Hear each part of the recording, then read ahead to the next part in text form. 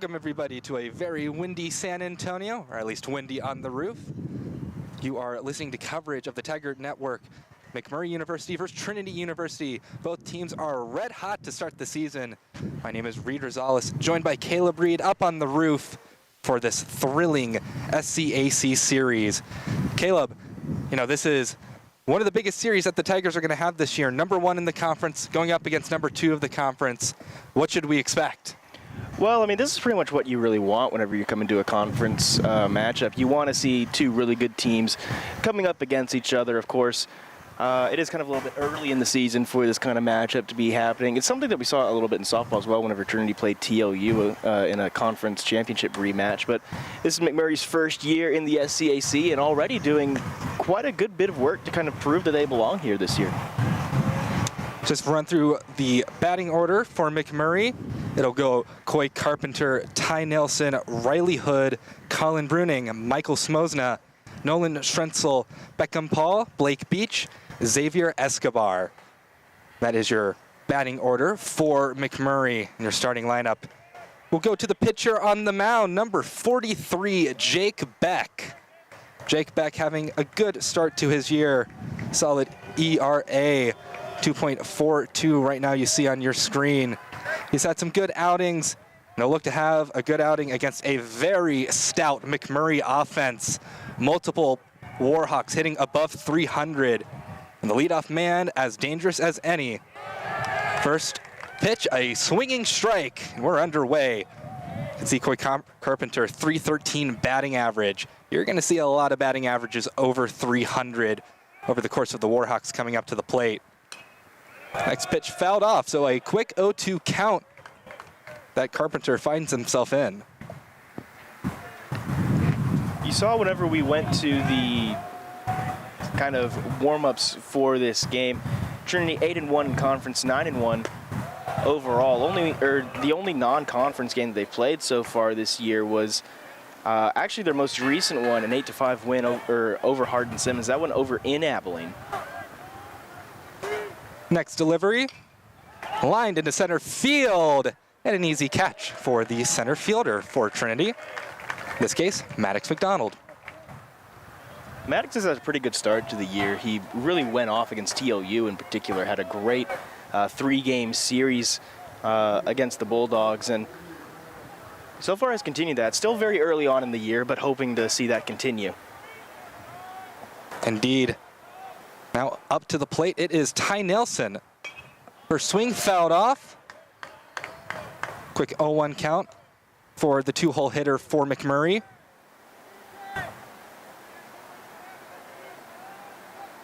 Playing this one at night. Thank goodness it was pretty warm to start today. Another foul ball, quick 0-2 count. Jake Beck. A lot of contact on his pitches, but nothing too solid so far.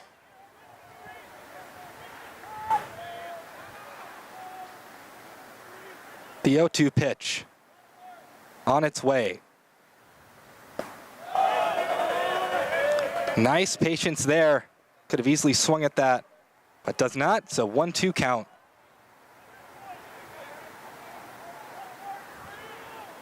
Ty Nelson hitting a .426. An incredible start to his season. And another foul ball. Who will win this battle of attrition? Ty Nelson, also one of a handful of batters hitting over 1,000 OPS. Next pitch. Called strike 3. Gets Nelson looking. 2 outs away in the top of the first. Great job there, and a really great battle there by really both players. Obviously, Trinity ended up winning that one there with Beck, but still an awesome battle to see, and hopefully hopefully an indication of how close of a game we're going to be seeing here tonight. Now stepping up to the dish, it's Riley Hood. First swing and a miss. He's hitting .431 for the season. 10 RBI to his name, 5 doubles. Another strong McMurry bat to watch out for. Swing and a miss. 89 mile per hour pitch. Again, down 0-2. Beck has been working fantastic so far. He's really trying to send this one deep, and after the first two went down, trying to get a little bit of momentum started early here for the Warhawks. Lined foul. I think it bounced on the roof. It might have cleared it. That was a strong foul ball. Still an 0-2 count for the 3-hole hitter of McMurry.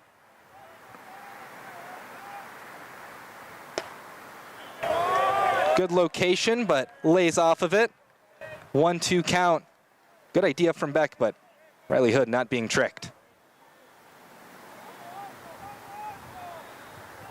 This is a McMurry lineup that it's been waiting to break out like this for a long time.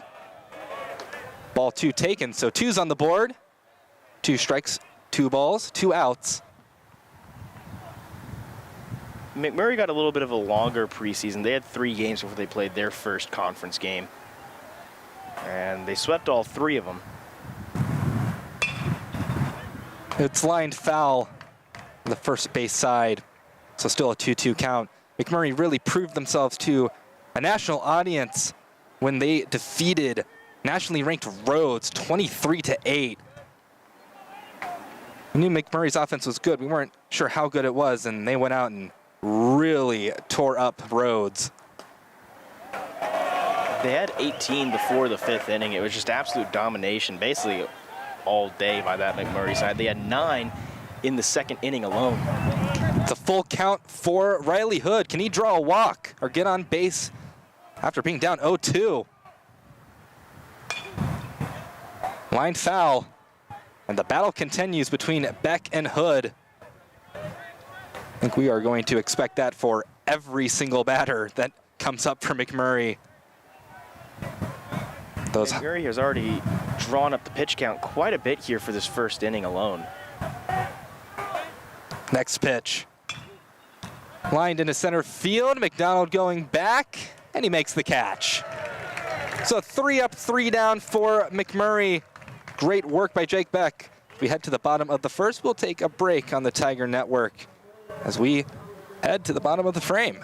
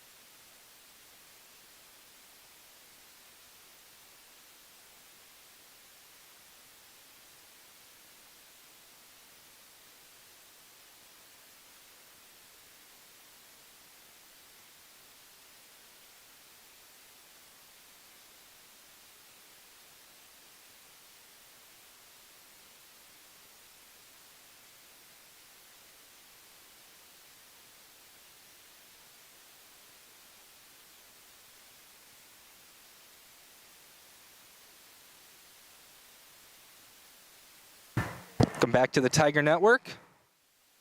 We'll get into the man on the mound, Cooper Marshall for McMurray. You can see that ERA, 5.36.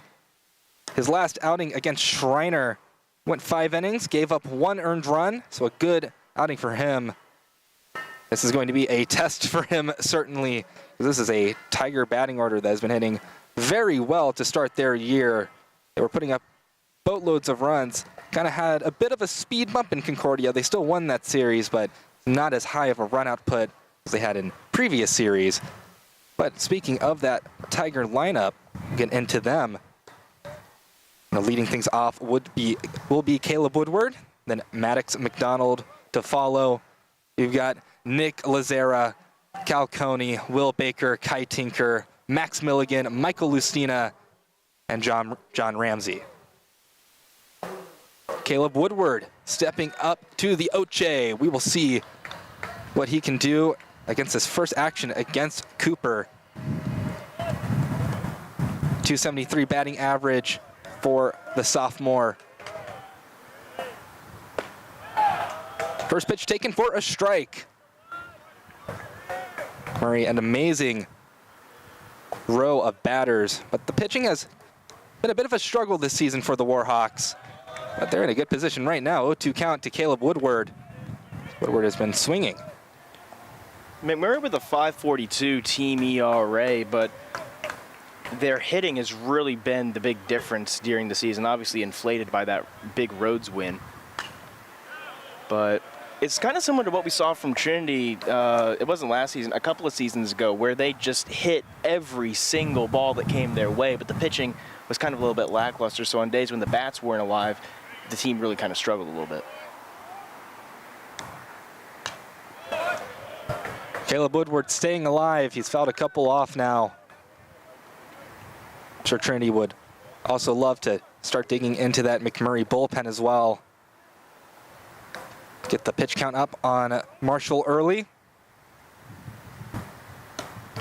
Pitch is too high. It's a 1-2 count for Caleb Woodward. Good turnout here in San Antonio. Spring break, not a lot of students.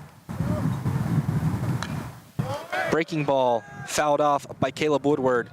Good catch by Maddox McDonald. Turn went off the net.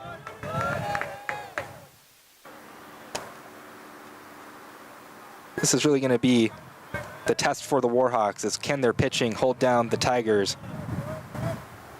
Another breaking ball misses for ball 2. They're trying to get him chasing outside, and the next pitch. Ran in on him a little bit. He fouls it off. Caleb Woodward will not go down.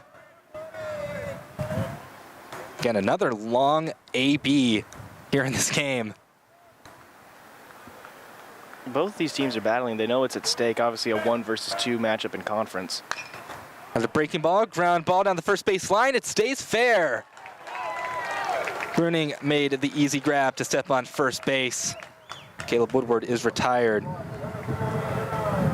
And I mean, that was just a great pitch selection right there. You go outside with the breaking stuff, and then you cut him in to force the foul ball. So then you kind of move his eyes over a little bit, and then you go back to that outside. Really don't allow him to get good contact on it. That's just great pitch selecting. Maddox McDonald swinging .415 this season. Takes strike one. 1 out on the board. Trinity, of course, wanting to score first. Another breaking ball, ground ball. Throw to first in time. Simple scoop by Beach. A simple throw to Bruning. 2 down quickly for the Tigers now. After a pretty long battle there from McMurray, Trinity has really been a lot more aggressive with their swings. They put the ball in play, they just haven't been able to get it past the fielders so far. Whereas McMurray, they took a lot more time with their at-bats, and they sent everything to the outfield. So now the catcher, Nick Lazera, takes strike one. Tigers really trying to jump on that breaking ball. Haven't had much luck getting solid contact on it. Waved by Nick Lazera, 87-mile-per-hour pitch. That breaking ball, 77. That is a good speed difference. It's the same thing going with pitch location sequence and then pitch speed sequence as well. You really want to mix it up. Pitch a bit too far inside. 1-2 count for Lazera. Trinity coming off a good series win at Concordia. Another ground ball eats up Riley Hood. So Nick Lazera will be the first Tiger on base. That one right there just skimmed over the ground. High-speed grounders you're going to see on the replay here. And that's one of those situations where coaches always say, keep your eye on the ball. You don't want to look up too early because then you end up pulling the glove up a little bit and it just went right under him. So error on Riley Hood. Tigers potentially have runner, they can get into scoring position, but strike one taken by Calcone, who's hitting cleanup today. That's going to be the second error of the season there for Hood, who's been not the most reliable, but doesn't have as many errors as any of the other players on the team. Check over on Lazera. Lazera not keen on stealing. Doesn't quite hit the zone. 1-1 count. Calcone hitting 300. 3 RBI to the current cleanup hitter for the Tigers.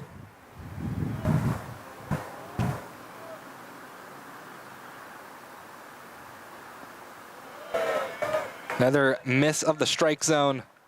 2-1 count. Just when you think, you have to imagine your Marshall thought you were going to be out of that inning on that ground ball. Now you're facing Calcone.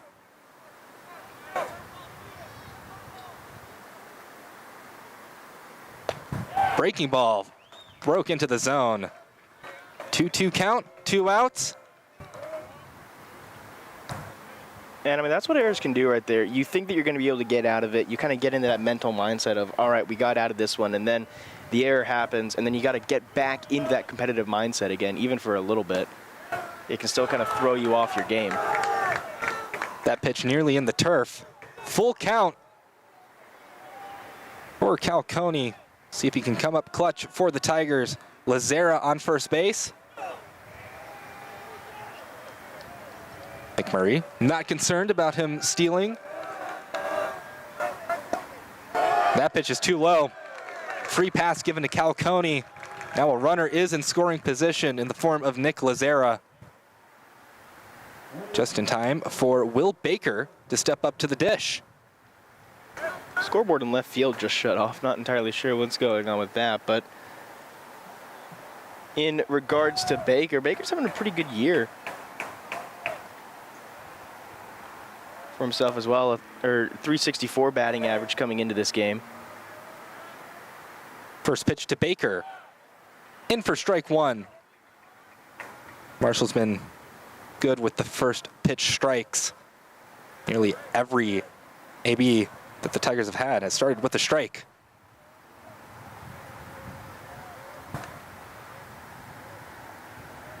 Oh, 1 pitch. Too high. Breaking ball that did not quite break.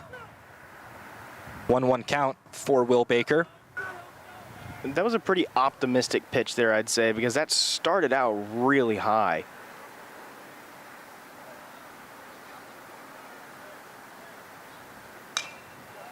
Foul ball goes into the Tiger dugout. That will move to 1-2. I think Marshall glad that the ball didn't break quite as much, because if it did, that would have been a sitting duck for Will Baker. That last breaking ball came in at 73 miles per hour. The 1-2 pitch. Inside. So a 2-2 count. The Tiger dugout getting riled up. So now 2's on the board once again. They tried to get him off speed a couple of times. Now we just saw that fastball. We'll see if he goes back to... Another foul ball by Baker. Both sides have been pesky at the plate. I'm sure much to the chagrin of both starting pitchers. Will Baker trying to score the first run of the game. So Lazera stands on second. It's lined into right center field. Lazera will come in to score. Coney will head to third and it'll be held up. RBI single for Will Baker. Tigers on the board first. And all of that coming just from that error to kind of kick everything off. And again mentioned, you kind of think, hey, that ball's on the ground, it's in the infield, we're going to be able to get out of this. You kind of take your mind off of it for a little bit, but then the error happens, and even though it is a tiny competitive lapse, it is still one. And so now with 2 runners on right here, McMurray really kind of going to be looking back on that play and think, oh man, if only that hadn't have gone through. Kai Tinker at the dish, takes strike 1. Runners at the corners for Tinker.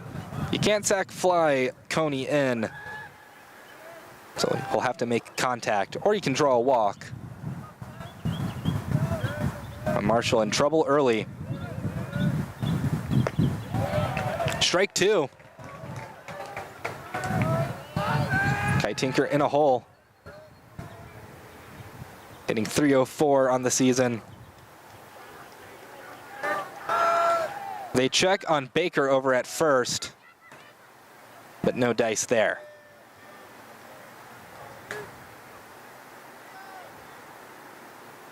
Can Marshall get out of the jam with minimal damage done? Foul off the catcher, so it'll remain an 0-2 count. Tinker at .304 this year, much better than his .257 last season. Appeared in 45 games, so only missed 2 last year. 39 of those games were starts. Some time taken before stepping back into the box. Kai Tinker, one of the players that Trinity is relying on, that sense of leadership. Of course, one of the older players. He's been on the team for quite a while. 1-2 count for Kai Tinker. When you're a graduate student, that is a lot of commitment to the team. Another foul ball. Tinker's one of the few kind of returning faces that we've seen for this Trinity squad. A lot of new players coming in for Trinity after they lost. I don't think it was over 20, but it was definitely over 15, I think, seniors from last year's team. Yeah, complete shakeup of pretty much every area of the game for the Tigers. Big breaking ball, doesn't land in the zone. We're back with 2s on the board. And the Tiger dugout getting riled up once again.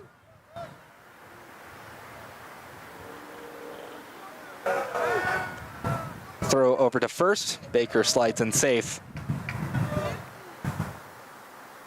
It is Marshall versus Tinker. Who will win the battle?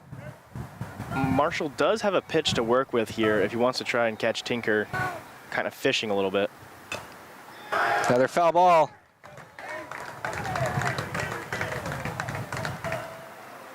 And both pitchers having to deal with very long first innings. Marshall, I'm sure, wants this one to end. Coney just raring to come home to score. Any mistake from either Marshall or Smosna behind the plate. But a swing and a miss will send the Tigers back to their dugout. Marshall gets out of the first with minimal damage done, but the Tigers do strike first. They have a 1-0 lead heading into the top of the second. We'll take a break on the Tiger Network.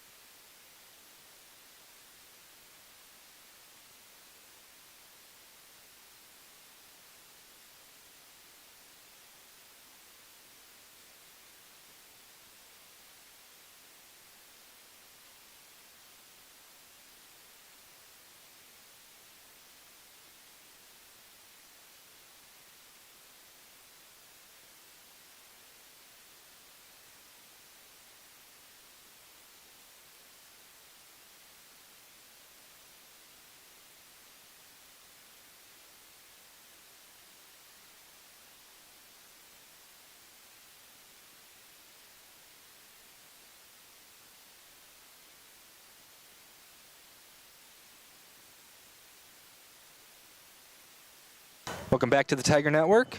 Take this time to run you through the defensive alignment for the Trinity Tigers. Nick Lazera completes the battery with Beck at catcher. Pitching coach Dave Smith has just made his way over to the mound.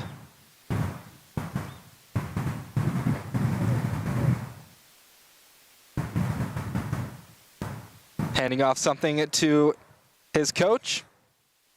Not quite sure what, but it has been done. Will Baker over at first, Michael Lucina at second, Kai Tinker at third, John Ramsey at short, Caleb Woodward over in left, Maddox McDonald in center, and Max Milligan over in right field. It was his arm sleeve there that he pulled off of his pitching arm. But right now, coming up to bat for McMurry is Colin Bruning, 357 batting average. Right now, in a good count, 2-0 against Beck.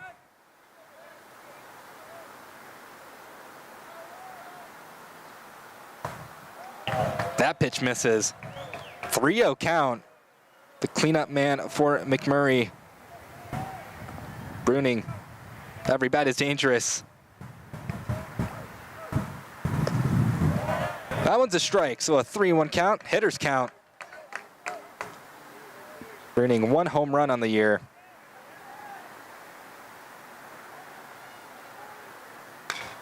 And that one is launched into right center field. Multiple fielders at it. It is Maddox McDonald to take it, though. The wind, maybe not right now blowing as hard as it could, but when you hit that ball high enough, the wind will take it for a ride. Yes. And of course, Abilene no stranger to wind. It's an extremely windy place over there as the wind comes down off of Lubbock. It kind of picks up speed because it doesn't really have anything to block it. Once it passes passes about post or so, very little trees out there to block it. Obviously not a ton of hills, so. Michael Smosna swung at the first pitch and now finds himself with a 1-1 count. Smosna, while also a fun name to say, hitting .422, having a fun year. Over 1,000 OPS, one of a lot of McMurray bats to have that. Down 1-2 as he fouls that pitch off. He's also one of 4 Warhawks to have a batting average over 400. So a very impressive year for him. He's actually third in batting average on this team behind Nelson and Hood. The 1-2 pitch.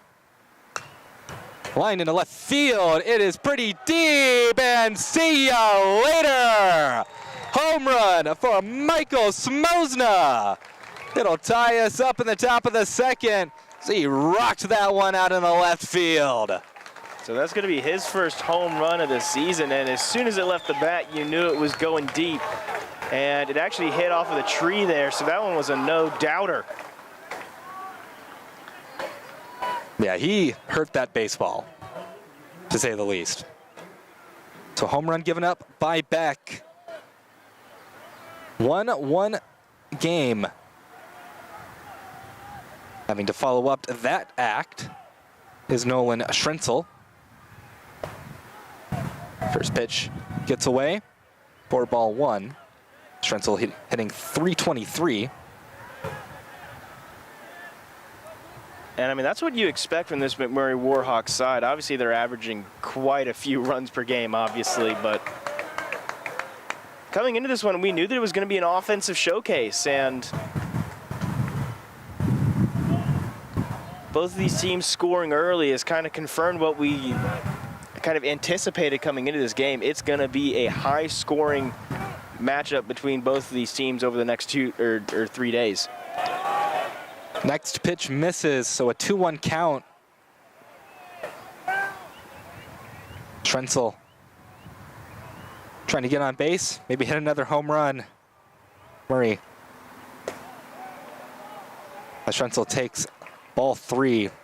They showed their offense against Schreiner, sweeping the Mountaineers over in Kerrville.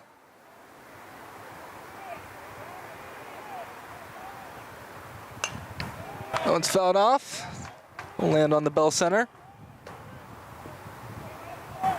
And that's a lot of hops and went behind one of the structures up here. So apologies to Cole Isaacson. I cannot confirm or deny a new record for bounces on the roof of the Bell Center.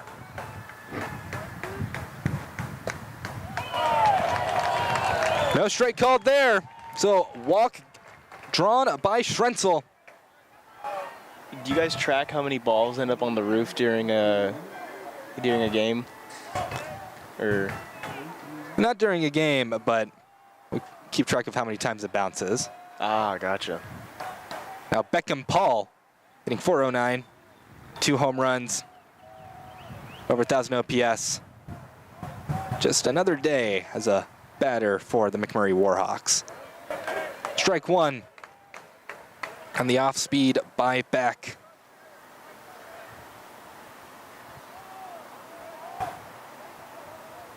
So the first base runner for the Warhawks scored a run before they had a base runner. They check over on Schrenzel. No dice.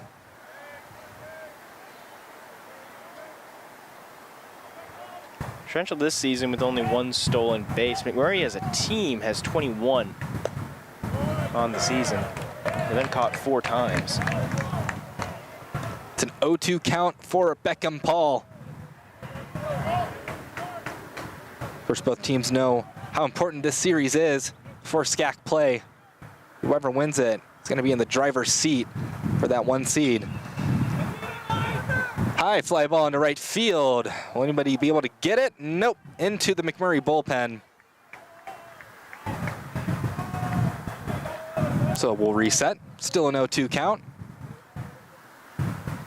It's one of the interesting aspects about this field. The bullpens make it an interesting relationship between foul territory and the bullpen. 0-2 pitch. Fouled off. No out will be easy. Both pitching staffs certainly know that. I know that the bullpens were there obviously after the field renovation, but were they there before the field renovation whenever we switched over to turf a couple of years ago? Check over to first, not in time. Now I'm trying to remember. Feels like forever ago when the field was dirt, even though it wasn't that long ago. Obviously the dugouts are in the same position, but you'd think that the bullpens would be in the same spot, considering that there isn't really a lot of room with the parking lot just behind. Another check over on Schrenzel. Schrenzel not seeming to want to go. Line into right center field. McDonald ranges over, but it'll actually be Milligan to take it. Both outfielders came together.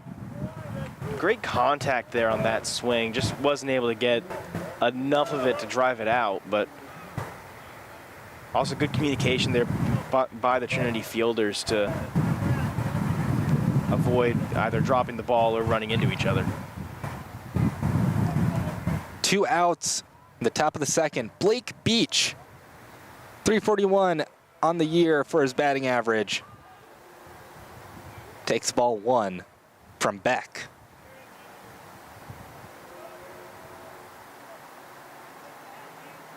Beautiful day for Samoa, or beautiful night rather.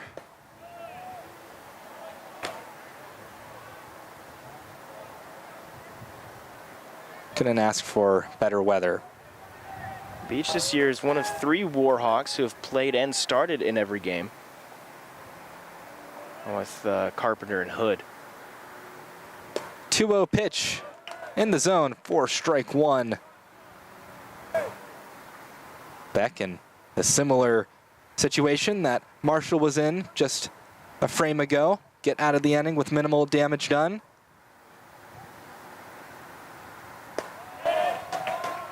But the batter's count now 3-1. Beck will have to be careful. I'd expect to see Beach be really aggressive here on this 3-1. Swing and a miss. So now a full count for Blake Beach. He did give an aggressive swing.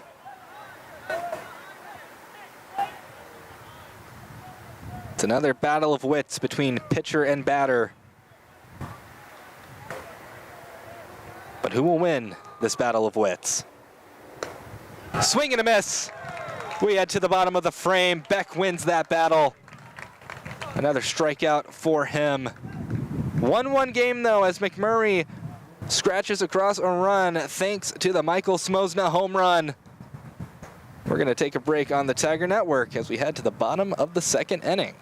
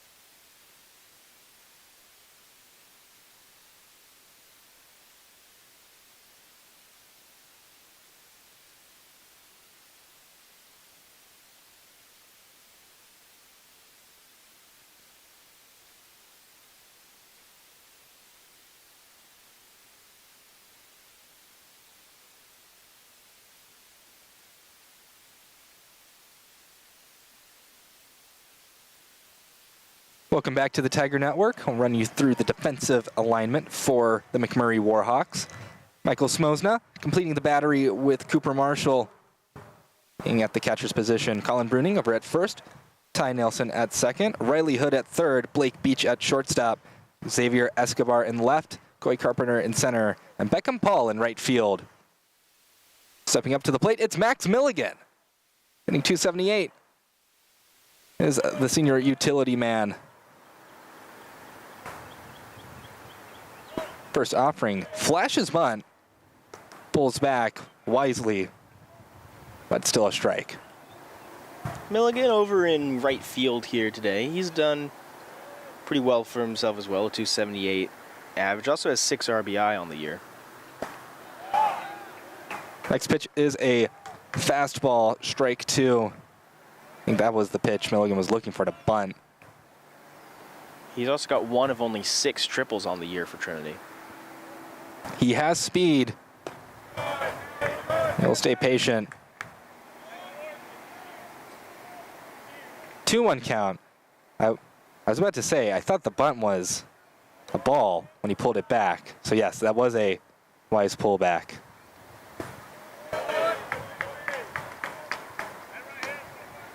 Three-one count for Milligan now.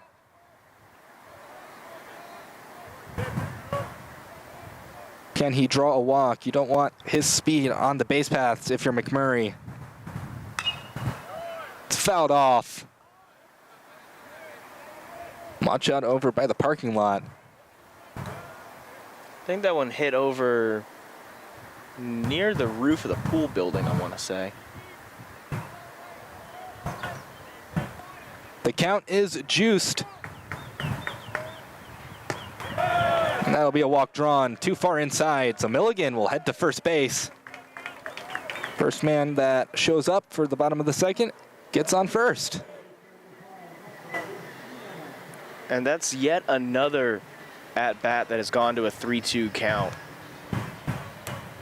Both of these teams have really been battling in the box, and if that's any indication of the rest of the game so far, it's definitely going to be a long one here tonight. Michael Lucina at the plate looking to improve his batting average as he takes strike 1.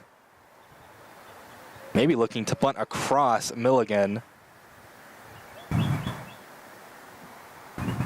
That home run, I think, might have been his first hit of the year.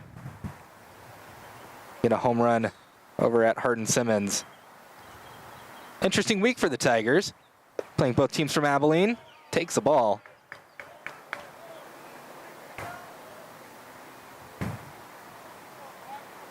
Lucina in the 8-hole position in the batting order. So the Tigers look to flip that over. Check Milligan over at first. No dice for Marshall. Sure does not like that pressure that Milligan applies.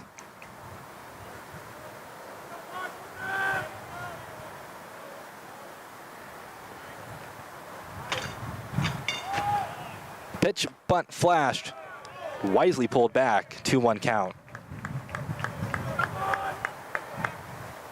That was his first hit of the season over in Hardin-Simmons so far this year. 1 for 16 at the plate. Lustina looking to do some damage with the stick. Steal attempt, throw, offline. Milligan almost went to third. The pitch got to, or the throw from Smosna got to second, but not picked by any of the Warhawks out there. Went into center field. So stolen base for Max Milligan. Scoring position now. Even if it had been picked, I don't think it would have gotten there in time. But still a great effort there. Milligan just a bit too fast. That's 2 walks for the Tigers in the bottom of the second as Marshall is having some difficulties. So Milligan on second, Lustina on first. Brings up the 9-hole hitter, John Ramsey.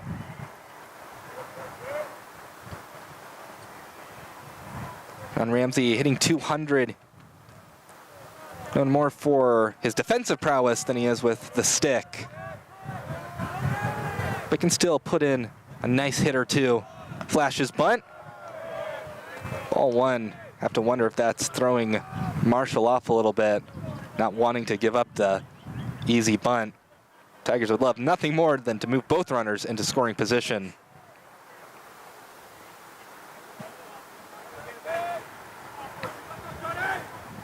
One-0 count pitch, bunt flash, it's laid down, and it's in a tough spot. The throw over to first, not in time, it gets away.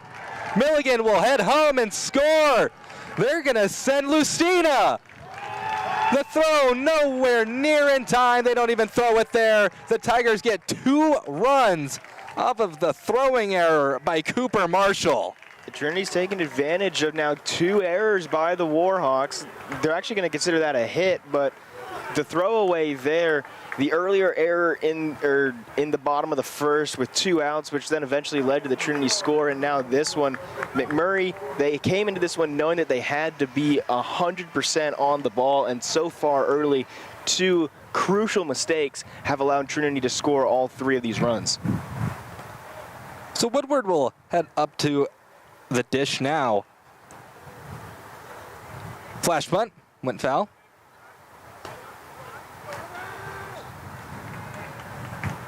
It's an 0-1 count. Perhaps in other locations you'd call him Caleb Wooder, but of course we'll call him by what he's actually called, Caleb Woodward.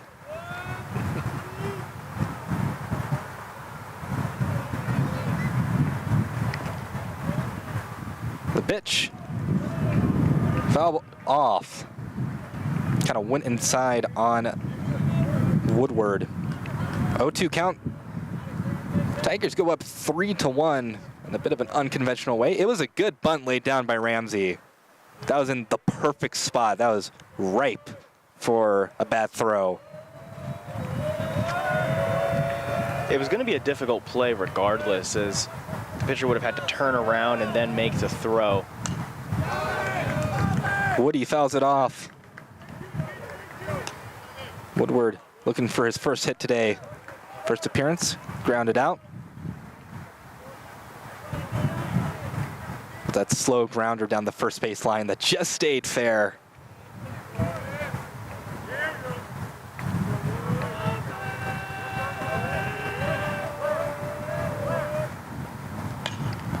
Hit into center field. That one will get down. They don't send Ramsey home.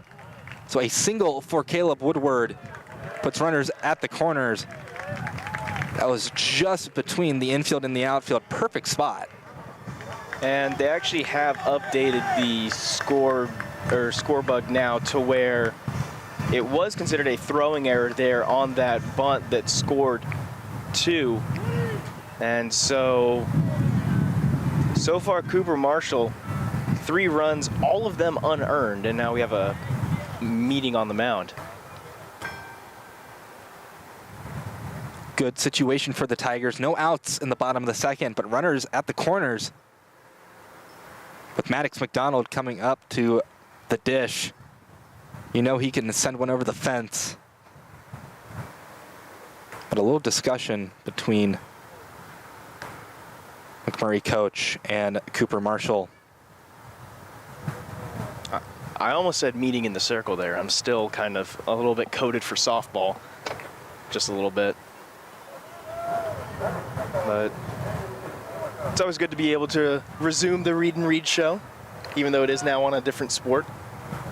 And Caleb, is this your first appearance on the roof? This is the first time that I've ever been up here, period. Not just for a game, but just overall for setup or anything, really. I think this is the first Trinity baseball game that I've been able to watch start to finish, because all the ones that I can think of were ones where we came into the control room after a basketball game, and the game had either just wrapped up or was just starting. Woodward will steal second. No throw over. Wise decision by Smosna.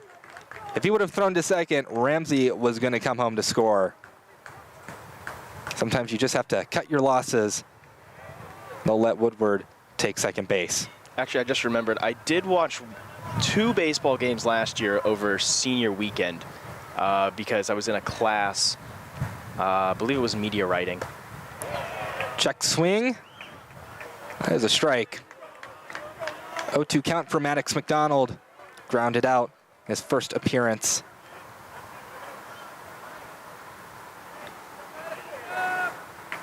Battle between 2 Texas Titans.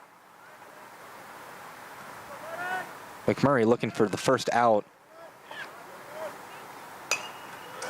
It's fouled off. McDonald not giving it to them yet.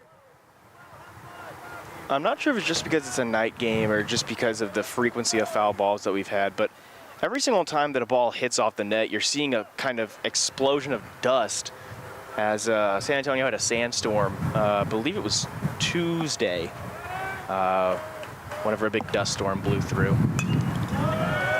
Fouled back. Maddox McDonald staying alive. Abilene got that sand a little bit worse earlier on in the week. Only seen pictures of the Dust Bowl back when that historic event happened. Thankfully didn't near Trinity. Another foul ball for Maddox McDonald. And the wind obviously not as bad as it was on Tuesday, but whenever I talked with softball's head coach, Coach Wittenauer, she said that during the week the team was really kind of using that as kind of a learning opportunity to really focus a lot on line drives. Of course, they used it a lot against Carnegie Mellon on Wednesday, but the wind can definitely play a factor here. And another foul ball by Maddox McDonald. Maybe we should start keeping track of how many foul balls each batter is going to get. You hear about wind affecting sports like football, obviously with kicking and everything like that. We got the football field just across the street from us, but in baseball, it's kind of an underrated aspect, I think, the kind of effect that weather can have on a game. There's 2 runners in scoring position for the Tigers. Ground ball, that'll score a run. Throw to first in time. So McDonald is retired, but he does his job. Run number 4 comes across to score. And the Tigers will be looking for more in the form of Nick Lazera.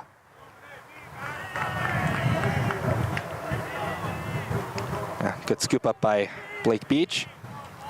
It was a closest play at first base. That was a slightly offline. Tigers would still have no outs. But Lazera, 3-hole hitter, fouls the first pitch off. He eyes Caleb Woodward over at third. He can definitely sacrifice fly Caleb Woodward in. Woodward is one of the fastest players on this Tiger squad. Trinity with an out to work with, so they got room. Big breaking ball. Misses the zone. That's the first time tonight, I think, that I've seen a pitch with that much break on it. Trying to get him there with the off-speed curve. 1-1 count for Lazera. Been the trusty catcher for the Tigers for the past couple of years. And it's lined down the first base line. Fair. Nick Lazera will not go to second. He'll stop at first. An RBI single for Nick Lazera. Didn't really decide to go back for first there until pretty late on in the turn. But yeah, just a great hit there right past the outstretched glove, and kind of a little bit of a stumble there as he went back. Don't normally see a slide on the knees, but Trinity really taking advantage here of the McMurry errors, as that is the 4th run scored here in this bottom of the second. Lazera got the gabagool. Tigers up 5-1. Falcone fouls the first pitch off. He got the gabagool. 5-1 game. Coney drew a walk his first plate appearance.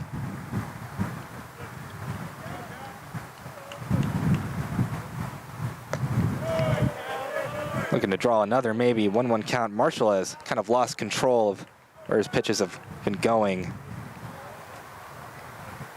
Not seeing movement back in the bullpen, so McMurray still obviously confident in what he can do. I'm sure McMurray is also confident in their ability to erase that 4-run deficit in 1 inning. That one's going to be put into the McMurray bullpen. Looks like it might have nicked the light pole there. No, there's always a cheer whenever a foul ball hits one of those poles. It's just something baseball players love to ooh and ah about. Wonder if they track how many players hit a light pole, and there's like some sort of end-of-year competition or something like that. That sounds like a fun thing to try and track. It's a 1-2 count. Fouled off as the number 11 versus number 11 jersey number battle continues.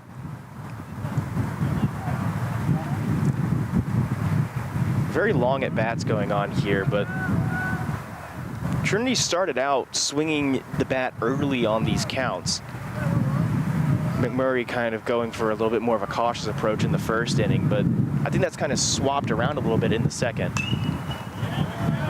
Foul ball again. A continuation of the palindrome battle. I mean, can you really call it a palindrome if it's the same number for both numbers? Like if it was like 21 and 12, then maybe it could be considered a palindrome. But if it's 11 and 11, it's just one number. So 70 pitches in 2 innings for Marshall. That's a lot of pitches for 2 innings. Tigers have been doing a great job. 2-2 count for Coney now. But I would say it is technically a palindrome. But it wasn't palindrome until that ball was thrown. A 1-2 count with 1 out. So you'd read it as 1-2-1. Breaking ball gets away. And Lazera will head on over to second. Cheers for the dugout of the Tigers. I feel like if you really want a palindrome count, you've also got to include how many players are on. So if it's like a 2-1, 1 out, you would need 2 on to make it a true palindrome count. Oh, strike 3 called. Coney thought it was a ball, but the home plate umpire disagreed. Out number 2 of the inning for the Tigers. Coney's retired. I think that maybe the hesitation there on the punch out didn't help his confusion a little bit. That looked outside from here, but a good framing job there by the catcher, Smosna.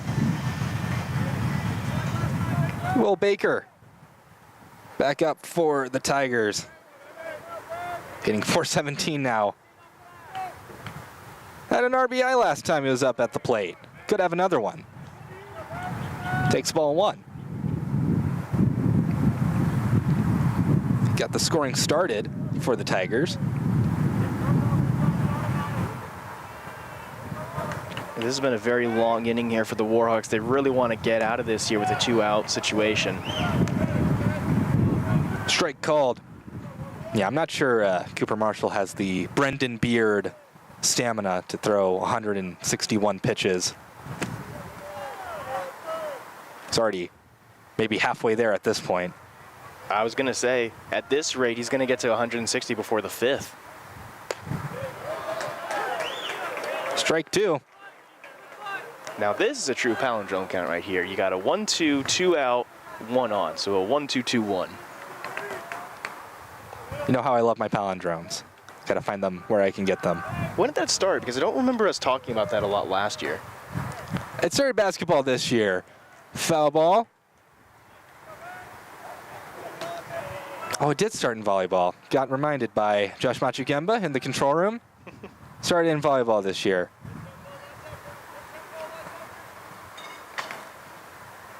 But Baker trying to send Nick Lazera home.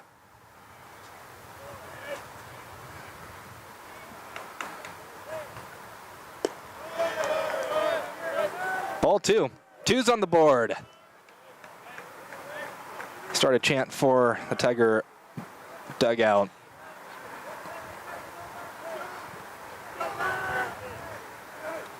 Every batter is an obstacle for both pitching staffs. Fouled off. Still a 2-2 count. Ball boys have had the work cut out for themselves tonight so far. A lot of foul balls going into the netting. They've got some good support down there, though. Three kids in the bullpen to help with foul balls. Usually they have a player do it. Ground ball down the first base line. It's fair. Bobbled. Flip over in time. What was nearly an error will not be. A good inning for the Tigers. They scratch across 4 to head up 5-1 going into the 3rd inning. We'll take a break on the Tiger Network. Stay tuned.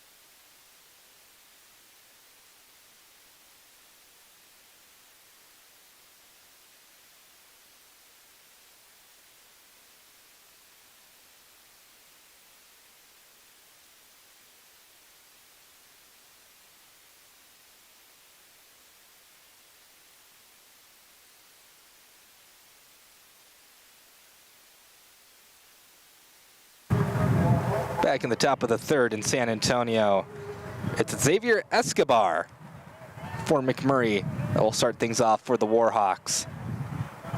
Leading the team in OPS with that 1289, 3 home runs on the year. So a power bat for the Warhawks. At least the numbers would indicate. First pitch taken for a strike. Trinity ended up scoring 4 runs in that bottom of the 2nd, mainly helped by a throwing error. It was the 2nd error of the day for McMurray, and ground ball. Oh, can't be snagged by the second baseman. So base runner in the form of Escobar. Lucina made the diving attempt just out of his glove. And that's just the 2nd time that McMurray has had a runner on base so far here today. Just kind of wrapping up what I was saying, though, that'll put him at 22 errors on the season and an average of just over an error and a half per game. First pitch way inside. Having to dodge out of the way was Coy Carpenter. Lined out. to start the game for the Warhawks.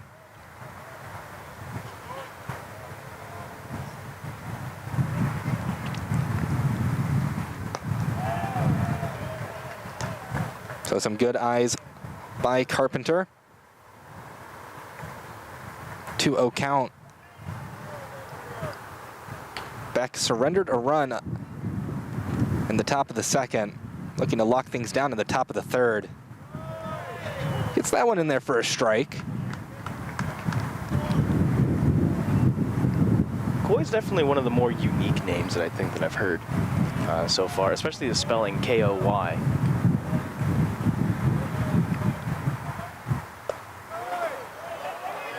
Hot pitch not in the zone. 3-1 batters count for the leadoff man for McMurry. Looking to catch up to the Tigers. This game could go about 1,000 different ways. Right now it's a full count. Swing and a miss by Carpenter. McMurry tied it up with one swing in the top of the second. Obviously can't do that here, but both of these teams with plenty of firepower and hoping to take advantage of it. Strike 3 called. Carpenter will go back to the dugout disappointed. Beck gets a big strikeout. That's another great framing job there by the catcher. Saw one that went McMurray's way, now one that goes Trinity's way. Catcher's putting in some work today. Ty Nelson takes ball 1. Scottsdale, Arizona. Escobar has been at first for nearly the entirety of this inning. And the check over on him. I don't think they were expecting the back pick. But either way, Escobar slid in safely. Lozera likes to keep the runners at first on their toes with those back picks. And that's just one of the more kind of under-thought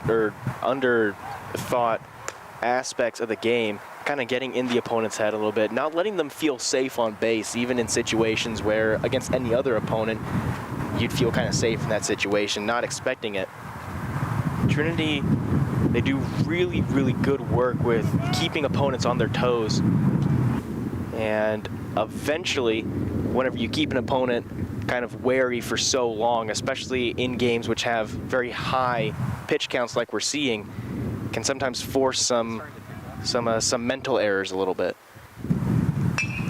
Ground ball.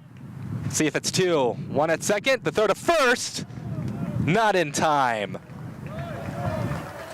Almost a double play, but the Tigers will have to settle for 1 out.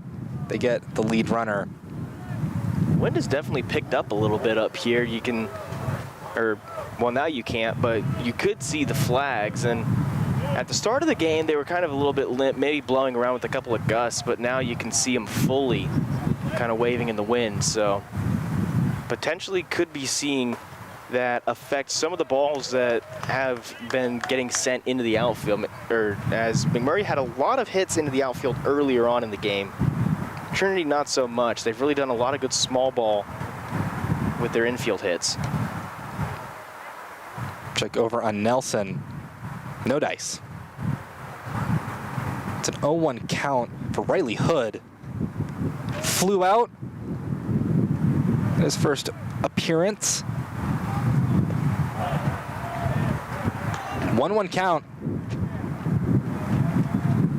Both Beck and Marshall, their pitch counts have been worked to quite a limit early on. Again, another check over at first. Baker kind of has to tap dance because there's a bit of an awkward tangle up between himself and Nelson.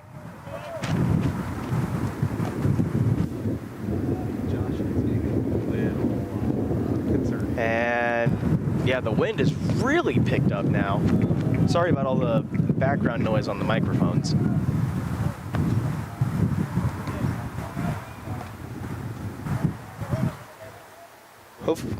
Hopefully the little tent that we have up here on the roof doesn't end up blowing loose. We've got his ratchet strapped down pretty good, though.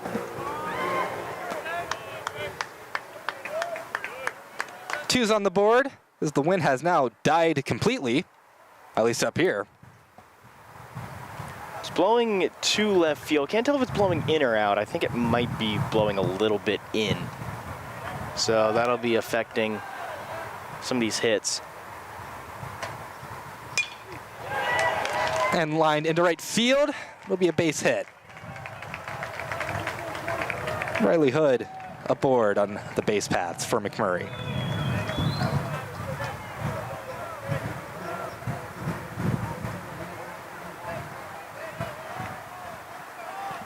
So with 2 on now, we'll see as we get a. I've got to find a way to get it into my mind that it's the mound, not the circle. But as we get a meeting here on the mound between catcher and pitcher, wind has definitely whipped up again. I think that you might have jinxed us a little bit there by saying that it died down. Oh, it's Texas weather. Just wait 5 minutes. Yep. Colin Bruning up to bat. 0 for 1 is his stat sheet today. Takes ball 1.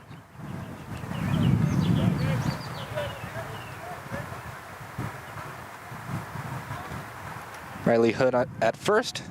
Ty Nelson at second. Shit. What the hell? It's not on.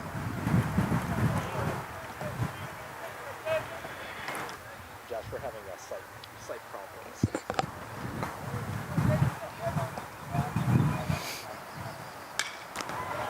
Struck out into right center field. It is way deep, but caught at the warning track. The wind blows it in. We'll head to the 3rd inning. It's 5-1, Tiger lead. Stay tuned on the Tiger Network. Now we're having problems with Caleb's stuff now. My mic just completely cut out. Is this the? It's not. Yeah. His thing.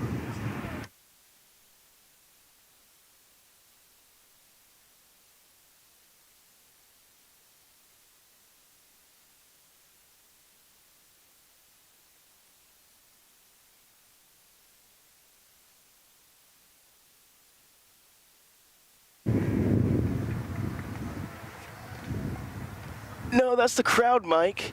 Here,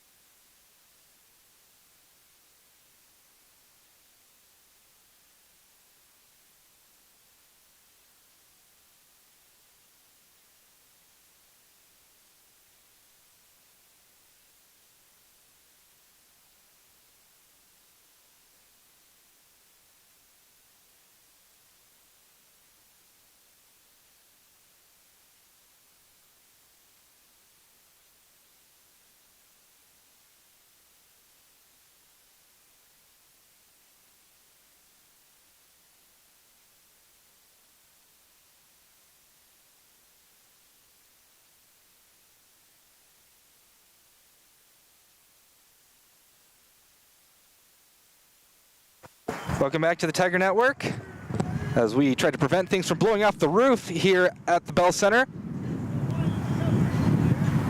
We'll take a look. It is still Cooper Marshall on the mound. First pitch, strike 1 to Kai Tinker. We'll try to get things steady up here. The wind has picked up in a strength that we weren't quite expecting. Pitch misses. Oh, 2 balls immediately. Oh, there we go. 1-1 count. I thought maybe I had missed a ball. Now it's a 2-1 count. Kai Tinker struck out back in the 1st inning. That is a swing through It's a 2-2 count.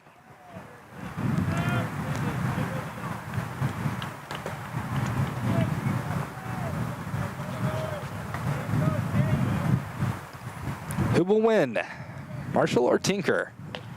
Right now, advantage Tinker. 3-2 count.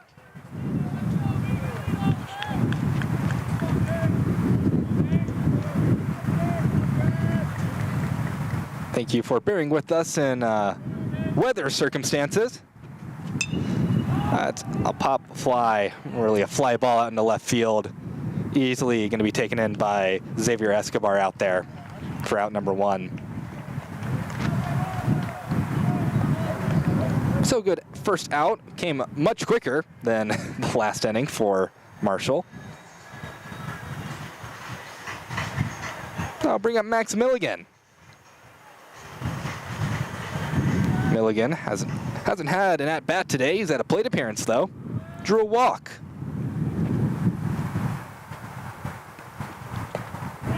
First pitch taken for a strike for Max Milligan.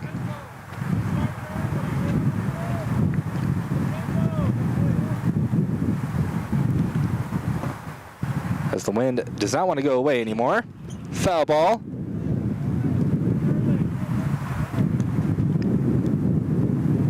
We had wind gusts of up to 40 miles a couple days ago.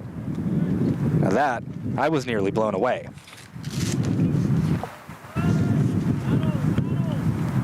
Thank everybody here working during spring break. So that pitch is fouled off. And huge shout out to Josh Machugamba to make sure our equipment doesn't blow away.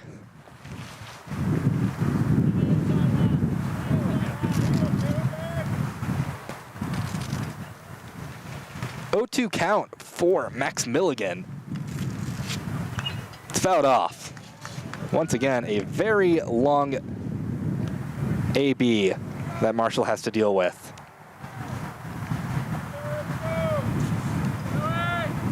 Tigers have the hit advantage right now. 4 hits for the Tigers, 3 for the Warhawks, but 5 runs for Trinity. Line out into left field. Should be an easy catch, and it is. And it went out there to Escobar. He's got both outs this inning. And we'll continue on through the Tiger lineup.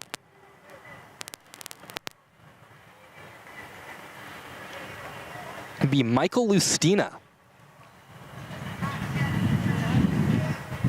Lustina trying to get on base. The Tigers haven't had a base runner here in the bottom of the 3rd. And that one will get through. Awkward bounce. Blake Beach cannot grab a hold of it. Oh, base hit by Michael Lustina. Maybe picking up some steam. Unfortunate bounce for Blake Beach. That was tough. I have definitely fielded some rough ground balls like that before. When they eat you like that, that is not a good feeling. But it's kind of like, well, what could I have done, coach? Sometimes it's just the way that it goes. And an unfortunate change of events there for sure. But don't really delve on it too much.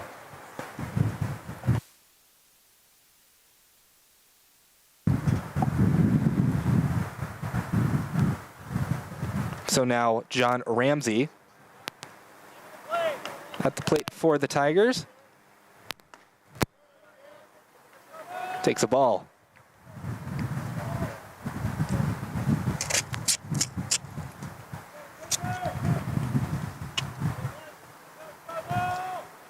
Lustina has a lead. We'll see if they check on him. Lustina will go. Ground ball. They can't go to second, so the throw will have to be at first. But they get John Ramsey. Tigers try to make it harder for the Warhawks, but they get the out all the same. Clean inning for both sides in the 3rd. We'll head to the top of the 4th. The Tigers lead 5-1. Stay tuned on the Tiger Network, where hopefully we're not blown away.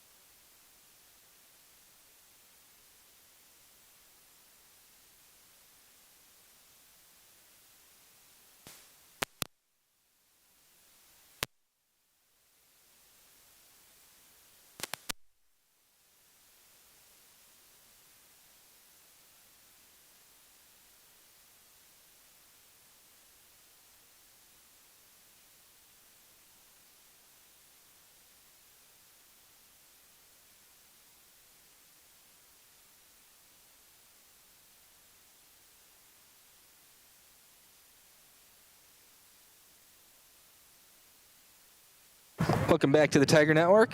For those of you who don't know, we are currently broadcasting this from the roof of the Bell Center. It's cool on the roof. You can see a beautiful skyline of San Antonio, downtown San Antonio, behind us, but right now the wind has not been kind.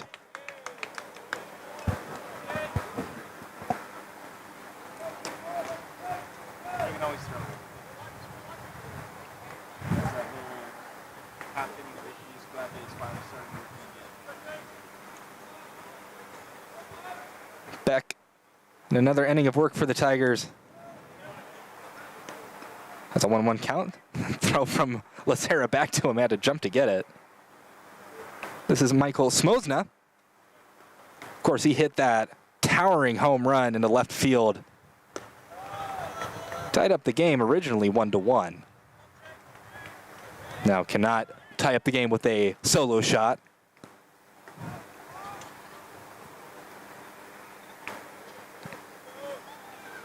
Two-one count.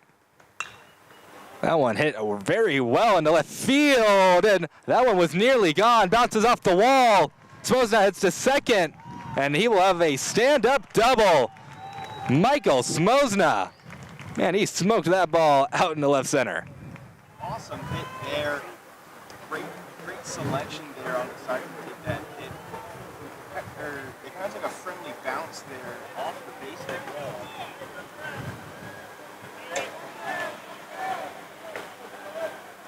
So base runner for McMurray. See if the Warhawks are able to kind of use that to get a little bit of momentum going. We head back to Schrenzel. First pitch too low. Ball one. Over there on the street, right next to our position here in the Bell Center, the Schreiner University bus is now leaving campus. Indeed. McMurray having some busing issues getting into San Antonio, but thankfully the Schreiner bus was close to them when their bus broke down on the way. So Schreiner, they came in the Schreiner bus. Same company, as I found out. Same kind of clubs as well. It's actually, now that I think about it, kind of a bit of a surprise how similar Schreiner, Trinity, and McMurray all are with their color scheme. All of them maroon and white. Foul ball. I'll land on the roof. Let's count. 1, 2. Oh, it went off. And off the roof. That was a good one, too. Disqualified, unfortunately. 1-2 count for Schrenzel. So then it's disqualified if it goes off the roof, or does it count towards a total if it takes like 5 bounces and then goes off the roof?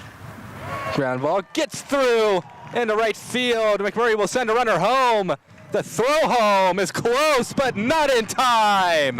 Michael Smosna scores. It's 5-2. RBI single for Nolan Schrenzel. Wind really picked up there, but a great hit, a line drive that was just smoked into right field.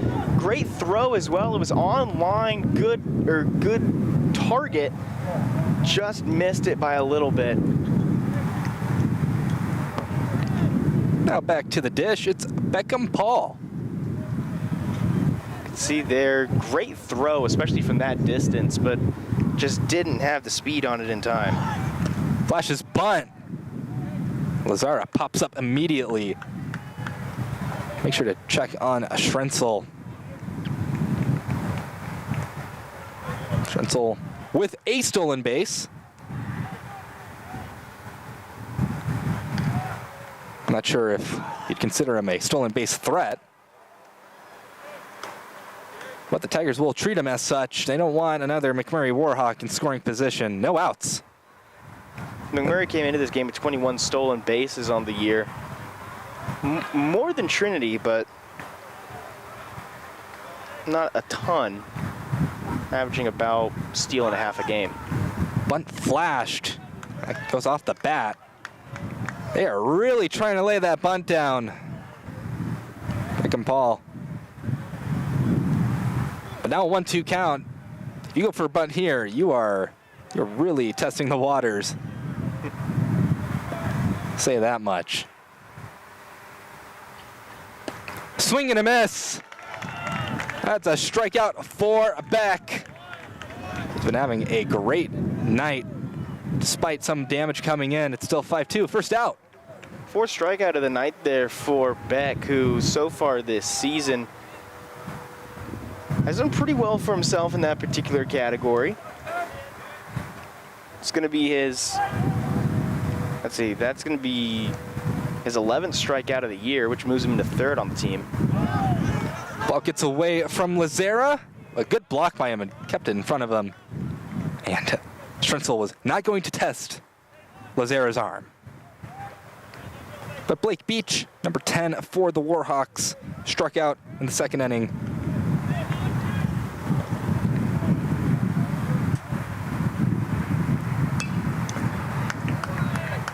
Ball fouled back. Pretty thankful for that foul netting there. That one was going right towards the camera. Yeah, they raised the netting when they renovated the place. You can see the original height of the netting. Raised it, so no foul balls over at the track. That pitch misses. 2-1 count for Blake Beach. They still had a few get over there. There was one that was fouled back, I believe, in the top of the third that I could hear it clang off of the metal bleachers over there. They check on Strenzel, but he slides in safe. Yeah, but they definitely cut down on it. Before they raised the netting, it was constant. It was very easy to. I mean, we are like a road away from the football field. A road and about, I'd say that's 10, 15 feet of grass. Then you got about a 6-foot wide sidewalk, and then the rubber of the 8th lane of the track. So definitely not much room there, and very easy for a ball to fly over into it. That's a walk drawn by Blake Beach. Great patience. Now some trouble might be brewing in the top of the fourth. Beck trying to hold down the fort for the Tigers, but runner in scoring position, Nolan Strenzel. You can see him on your screen.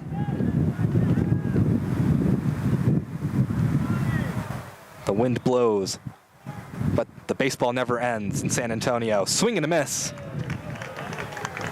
That is a strike for Xavier Escobar. He was the man that nearly had every out back when McMurray was on defense. Left fielder looking to score. Fouls it back, 0-2 count. Well, if you are back, you are looking to get an out here, whether it's a strikeout, a ground ball, maybe get a double play. There was some earlier movement over in the Trinity bullpen. Looks like it was Clayton Jackson who was warming up. He's since put the pitching jacket back on. So maybe just getting some throws in, kind of stretch out a little bit before. I'm not quite sure the pitch count of Beck right now. I'm sure it is very high. 84 pitches. I was going to guess over 100 by now, but we're getting close. Fouled off. That's not going to land on the roof. That one may have gone off the stands. I heard some aluminum clanging. Definitely did. That made a pretty hefty noise off of one of the bleachers. It is a 5-2 Tiger advantage. But the Warhawks looking to tie things up. They could do it with one swing. Strike 3 called. A huge win for Jake Beck, as Escobar will head back to the dugout. Another strikeout looking. So 2 outs now as the order flips back to Coy Carpenter. Great battle by both of them there. Obviously, Beck ended up winning the battle, but a very strong attempt put up there.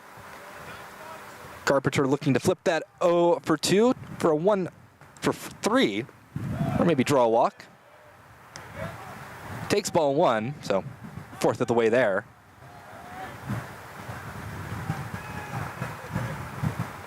Beck looking to get out of this one. with just 1 run surrendered.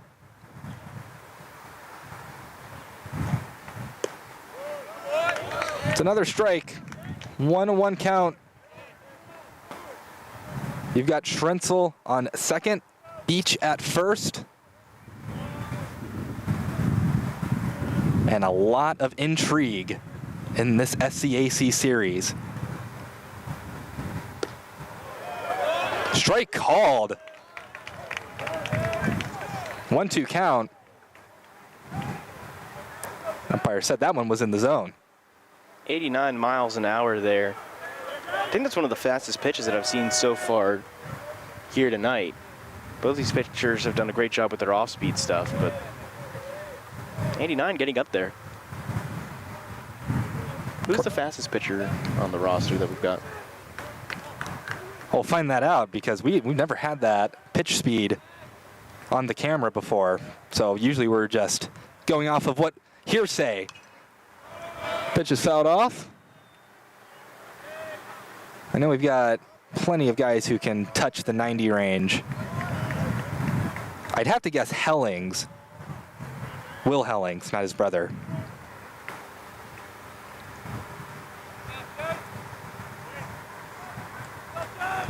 One, 2 count for Carpenter. Fouled off of Lazera.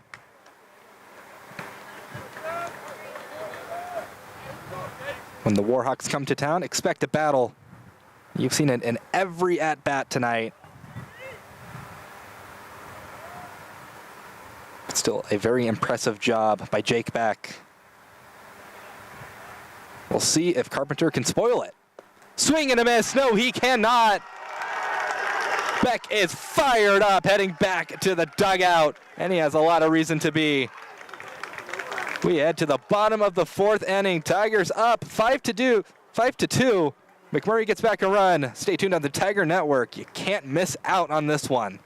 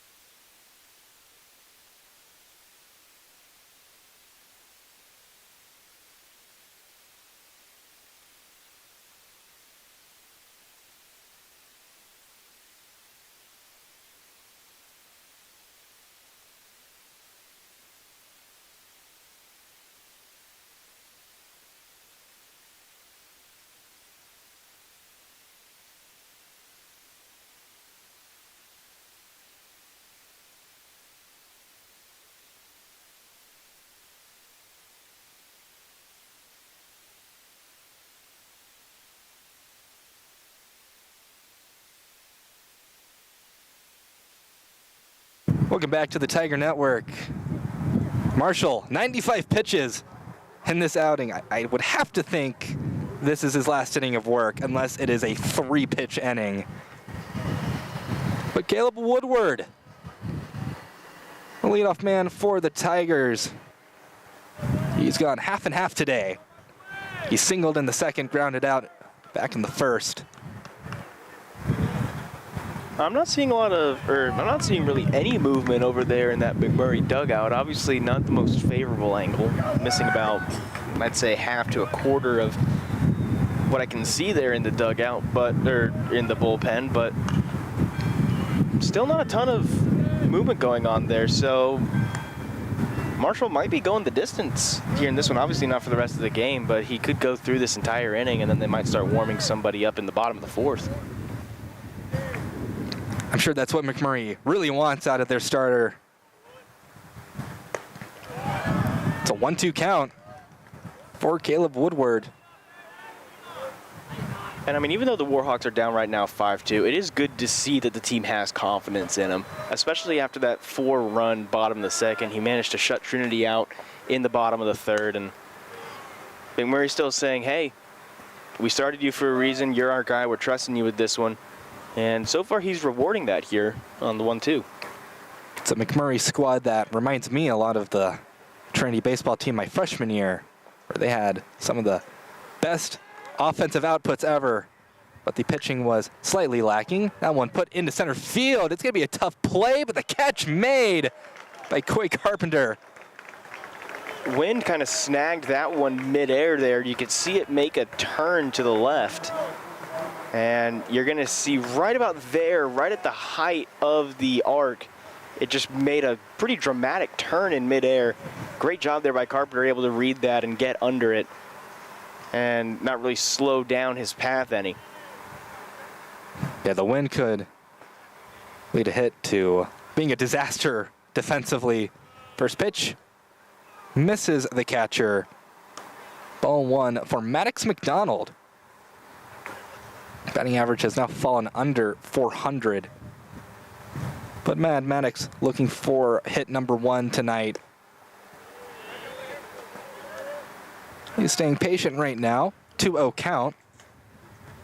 Ground out in the first, ground out in the second, both to the shortstop, Blake Beach. That second ground out got him an RBI, though. Strike taken by McDonald.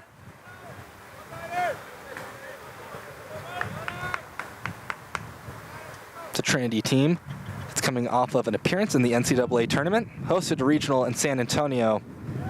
Big wave by Maddox McDonald makes it a 2-2 count.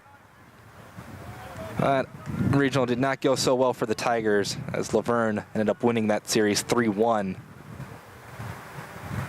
But Trinity, big aspirations this year. McDonald started out really hot. A swing and a miss. The ball gets away. McDonald might be able to run this one out. The throw to first is in time. That was a heads-up play. McDonald definitely had the speed to get there. But good job by Smosna. That was a rocket throw. Of course, the drop third strike rule coming into effect there, but McDonald so far kind of a little bit uncharacteristic of a struggle here. He kind of struggled a little bit against Concordia, went 2 for 4 in game 1 and 0 for 4 in game number 2, but turned it around with a 2 for 3 in game number 3. The entire Trinity offense was really kind of a little bit lackluster against Concordia, as well as you mentioned during the Open. They really kind of struggled in their last conference series, but so far with 5 runs, definitely turning it up a little bit. That pitch misses. 2 balls to Nick Lazera. He's gone Dutch so far. First, he reached on an error. Second inning, he had an RBI single. 2-1 count for Lazera. 2 outs on the board for the Warhawks.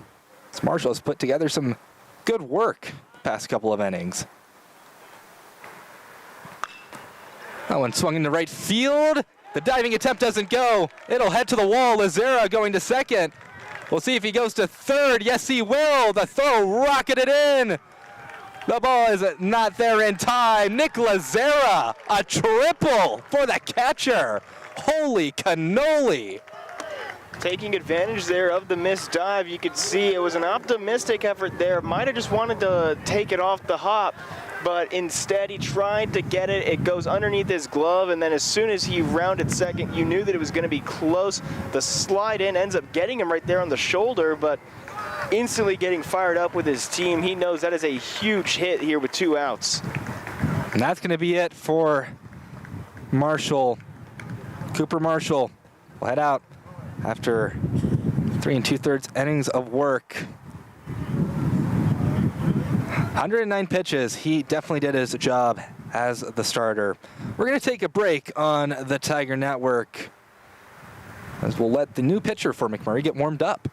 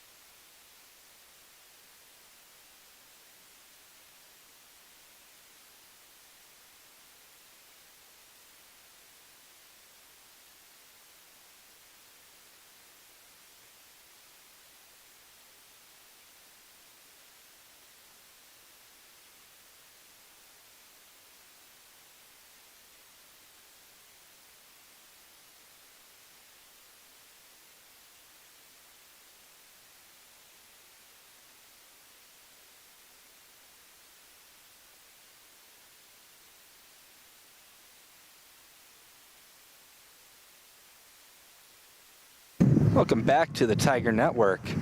Now pitching for the Warhawks, David Perez. He's been having an excellent season for himself so far. ERA of 2.4 over a little over 11 innings pitched, 7 strikeouts, 6 walks, 1.63 whip, and a 1-0 record. Cal Coney, cleanup man for the Tigers, will take the first whack at him. Takes ball 1. 11 2/3 innings of work for Perez so far this year. The last appearance was on March 1st against Shriner, whenever he went 5 1/3, 5 hits allowed, no runs allowed for the sophomore. Had a walk and a strikeout. And this is one of McMurry's dudes coming out of the bullpen. So they are really keen on winning this one. They're definitely in striking distance given McMurray's offensive track record. Foul ball. Falcone has his count increased to 2-1. Great run out there by, let's see, who was that? That would be number 30. That was Scout Smith, who made a pretty quick run out there onto the field to grab that ball. It's a hitter's count for Cal Coney. Might draw the walk. 0 for 1 today is Cal Coney. Drew a walk in the first, strikeout looking in the second. That was a big strikeout in the second too. Good hit, bit of an awkward contact. It's an easy out. No problem for Ty Nelson fielding that. So once again, we are still 5-2 here in San Antonio. Head to the next inning on the Tiger Network. Stay tuned. This is a great game of baseball.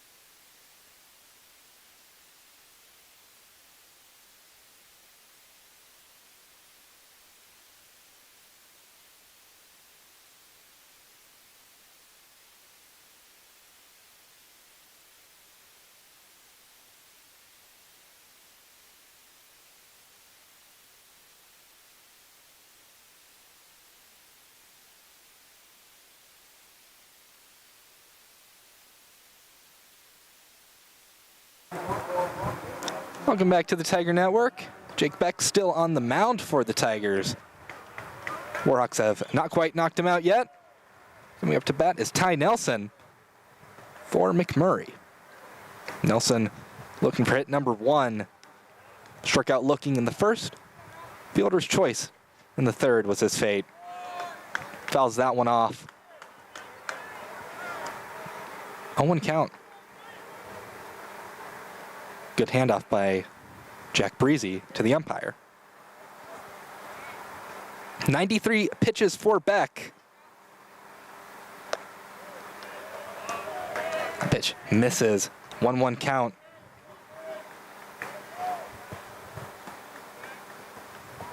Yeah, really good turnout tonight. They're being given a treat right now. It's a really good game of baseball. Especially for it being really the first day of spring break as well. Normally don't get a ton of people out. 2-1 count for Ty Nelson. Ground ball. Who's going to take it? It'll be Lustina. Throw to first in time. It was a bit shaky, but they got him. Tried to run it out there, and it kind of looked a little bit closer than maybe it initially would have been there, but you mentioned kind of looking a little bit shaky there. There was some communication about who would actually be getting that one. Welcome back to the plate, Riley Hood. He's gone half and half at the plate tonight. Takes strike one from Beck. A single and a fly out. That has been Riley Hood's night so far. Swing and a miss. That was a big swing too. 0-2 count. Something that McMurry batters are going to have to be aware of, especially with the situation as it is right now. You can't tie it up with one swing right there. Need to be smart and kind of realize the situation. A pitch misses. 1-2 count. A big fly would obviously help kind of ignite the dugout a little bit, but you really kind of want to get into a situation where you can be brought in on a hit instead of trying to do it all yourself. Foul ball off the pole. Off of one of the poles, rather. So get your oohs and ahs out of the way. McMurry came here for a midweek game last year while they were in the ASC. Now they are in the SCAC. Trinity won that game 20-8. Of course, midweek games, not really indicative of anything, really. But still, that was the biggest offensive output by the Tigers that year. And of course, Josh Dyer hit a home run for McMurray that was probably the farthest hit home run I've ever seen. Fouled off himself. Could not have felt good. But Riley Hood will shake it off. That Dyer hit one that went like into maybe the third row of the parking lot. That's probably an exaggeration, but he hit it a million miles. It's in orbit still. Then he hit another one. Swing and a miss. Hood will head back to the dugout. Jake Beck has another strikeout. And this inning's going well for Jake Beck. Sounded like he might have made a little bit of contact on that one, but it was still a great pitch there by Beck. They got him up in that top part and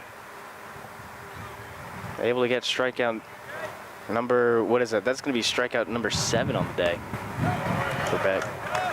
Strike one for Colin Bruning. Bruning, hometown kid, Abilene, went to Wiley High School. That's a really big swing. 0-2 count. Maybe McMurray getting a bit impatient. They've been much more aggressive in this inning, and the counts have not gone as long.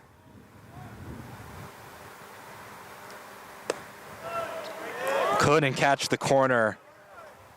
Brave take by Bruning, but it pays off. Wiley Bulldogs, pretty big school out there in Abilene. I believe they're a 4A school, might be 5A. Foul ball. I'm sure someone will take that souvenir. Maybe. I'm not sure how much a foul ball in Division III baseball is worth. Maybe you can get a slice of pizza with it. That sounds like a pretty good trade-off, honestly. Not in the zone. 2-2 count. 2's on the board for Colin Bruning. Trinity ranked 8th in the nation, the most recent D3Baseball.com poll. Now the count 3-2.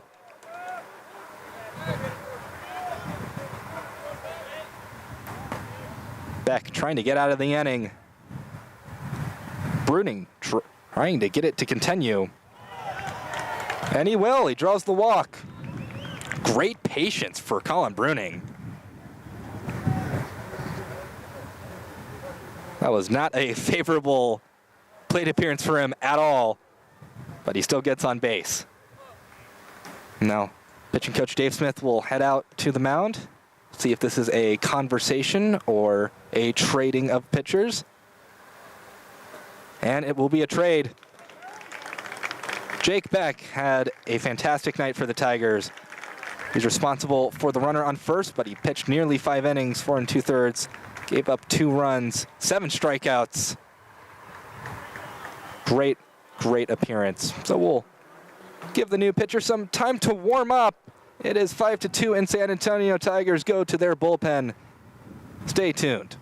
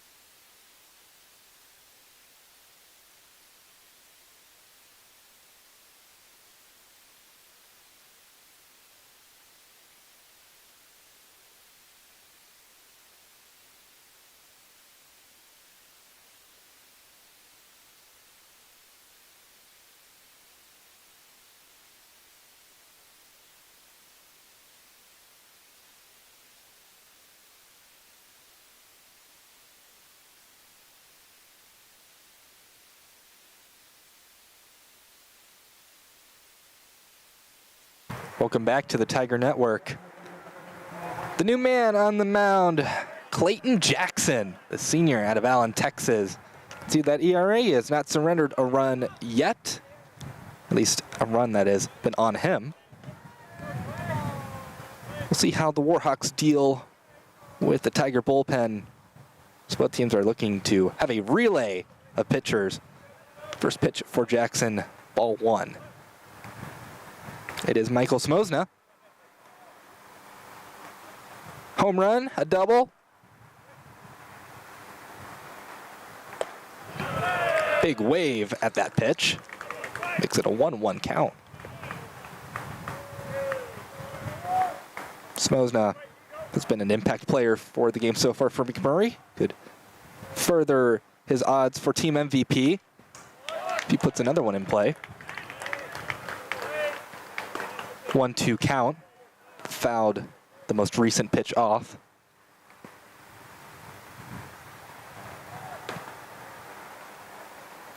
Clayton Jackson trying to get out of the top of the fifth. Here comes the pitch. Ground ball up the middle. The inning will continue. Runners will go one base, rather runner. Bruning just heads to second. Good single for Smosna. He's now just a triple away from the cycle. Got a lot of players this year that have just been one step away from the cycle. I think Smosna might have the best chance at it.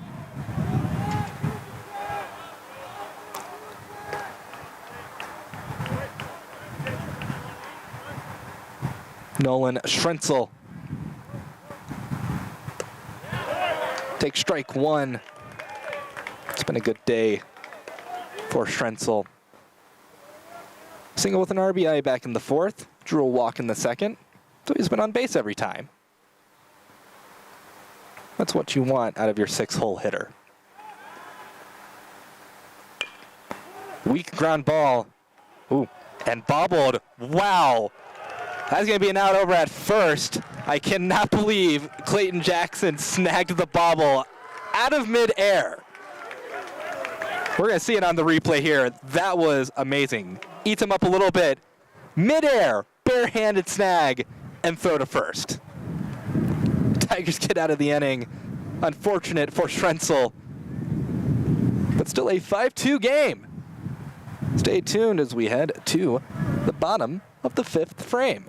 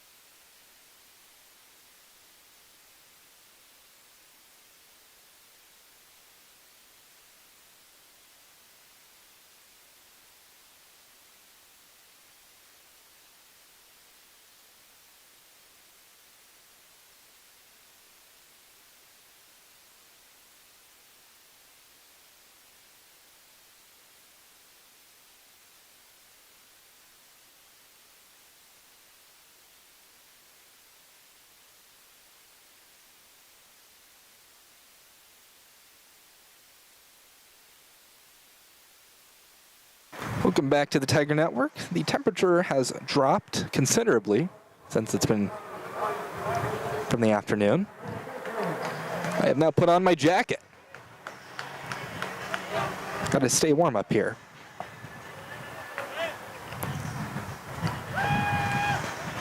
We'll see if Will Baker can bake anything up. He starts off the bottom of the 5th frame. Had an RBI back in the 1st with a single.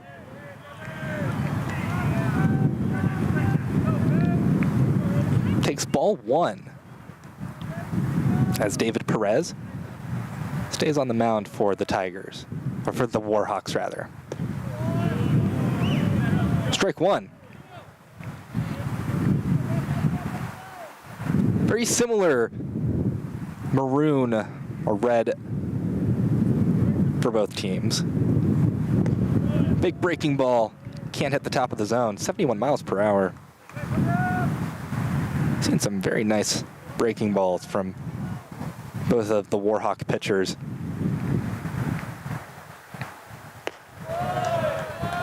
Ball 3. Off-speed craftsmanship really works at this level.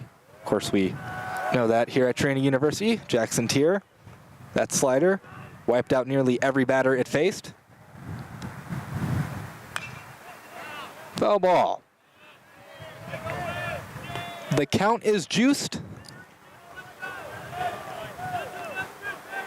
Will Baker trying to cook. David Perez trying to throw him out the kitchen like it's a Gordon Ramsay show. It's too far inside. Will Baker draws the walk.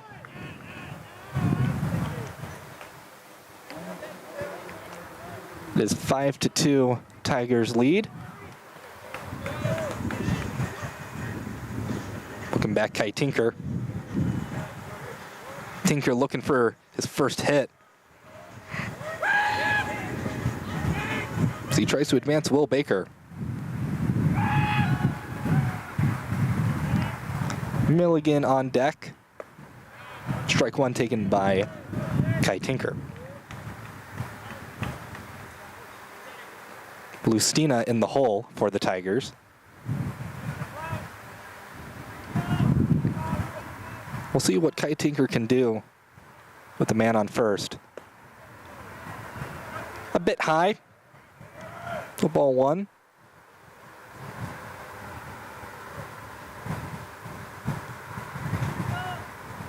This is a game maybe a little bit lower scoring than some were expecting.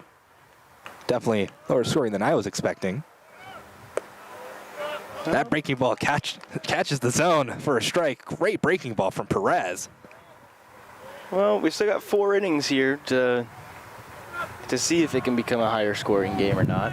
That is true. It is Division III baseball, so one of these teams could score 10 runs in the next inning. I still remember the Babson game. I believe that was last year.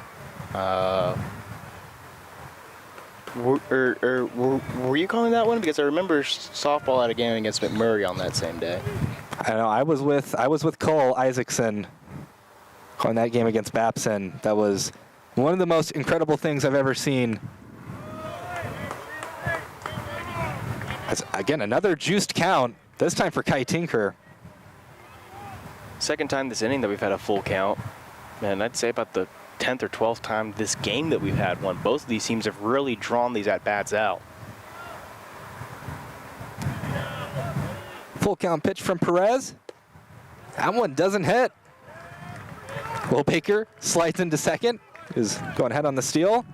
But Tinker will drop off his equipment and head over to first base. 2 walks in a row. Tinker against Concordia had 2 straight 0 for 4 appearances. He went 1 for 11 on the weekend against the Tornadoes, but went 1 for 2 against Hardin Simmons, trying to maybe kind of get back on track a little bit. Bunt flashed, wisely pulled back for ball 1. It's Max Milligan, the beekeeper, as some call him, as a runner in scoring position in the form of Will Baker. A beekeeper and a baker working together. I guess the beekeeper sends honey Why do they call him the beekeeper? Bunt dropped. Milligan, we'll see if he can beat out the throw. Can't quite do it. There'll be an out at first, but runners advance. So Baker goes to third and Tinker to second. He's the beekeeper because his family are beekeepers. Huh. Pretty cool. We'll see if that bunt comes back to sting McMurry. Both runners now in scoring position for Michael Lustina. He's been having himself a good night. 1 for 1. See, raising that average. Takes that pitch. That was very high. Ball 1.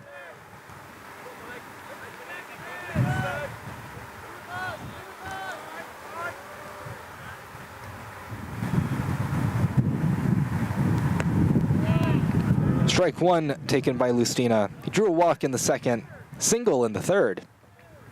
McMurray's been very aggressive with their pitch selection so far here during this game. Obviously, at the start of the game with Marshall, but also with Perez as well.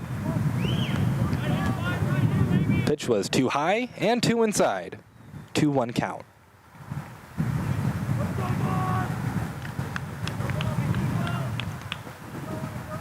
Lustina having that home run up in Abilene. Hardin Simmons. Now in a hitter's count. 3-1. It's the Abilene challenge for the Tigers this week. You go to Abilene to play Hardin Simmons, and then you come back here to host the other team from Abilene and McMurray.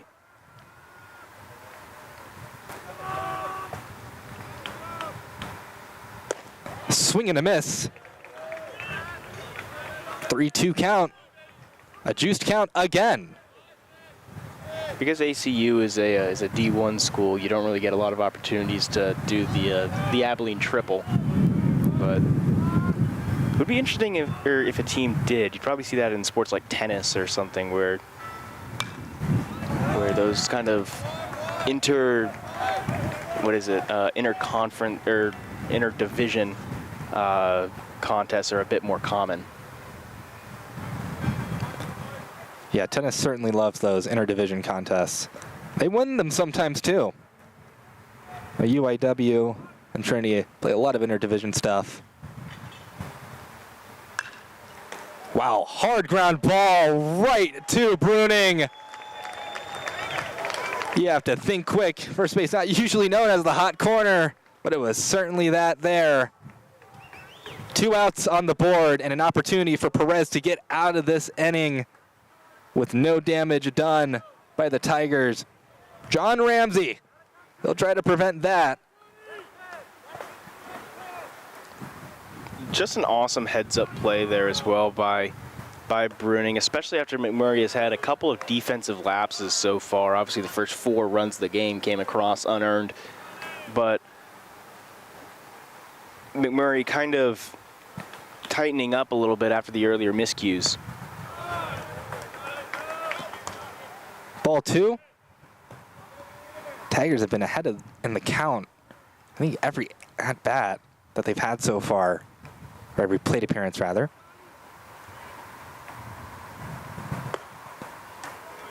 Ball 3.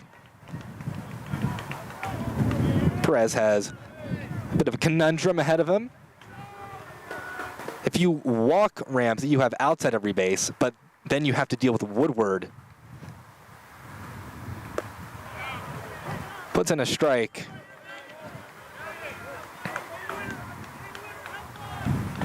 Don't want to see Woodward stepping up to the plate with bases loaded.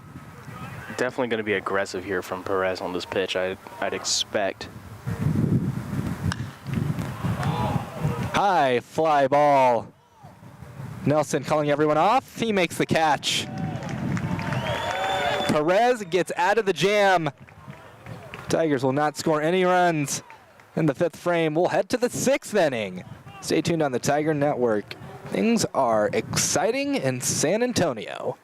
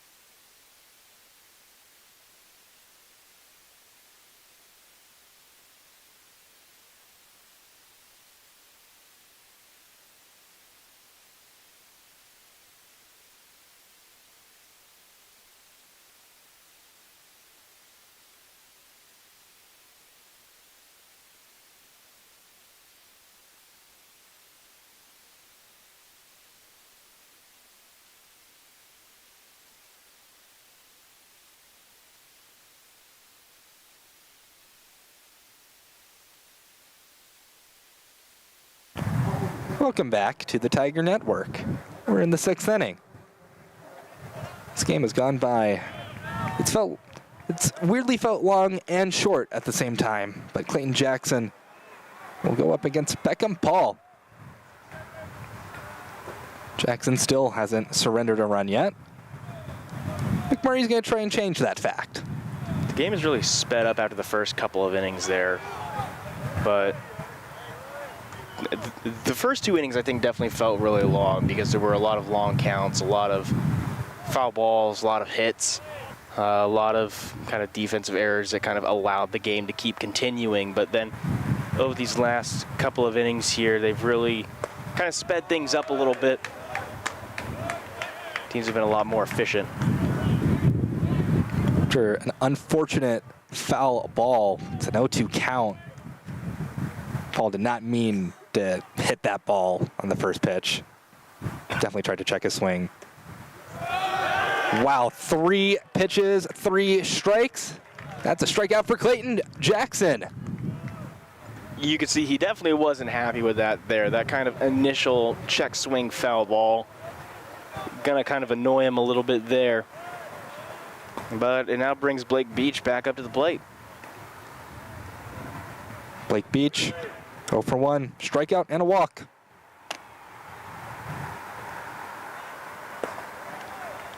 So no immaculate inning for Clayton Jackson. That one is very much a ball. Tried to get him to chase there, but just unable to. The 1-0 pitch on the way. That's a very high pop-up. Can anybody get it? Off the net. Lazera was the one to try and attempt it. Nothing happening. If he did make the catch, we were not going to see it, though. There's a little ledge on the roof. You can see it on your screen when we go to that outfield camera right there, bottom right corner. Blocks our view of that area of the field. We can see about maybe 5 or 6 feet to the right of the running lane, but that's pretty much it, at least from our sitting position. Whenever we stand up, we can see to about where the dirt warning track would be if this wasn't a turf field. But can't see all the way to the base of the netting, which is where that play was made. Pitch in the turf. It's a 2-2 count. Still a good position for Clayton Jackson. Trying to retire Blake Beach.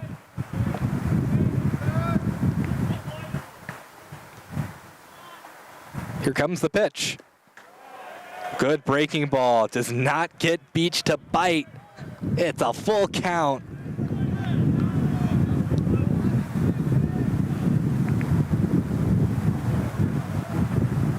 Can Beach find his way on first base? Foul ball.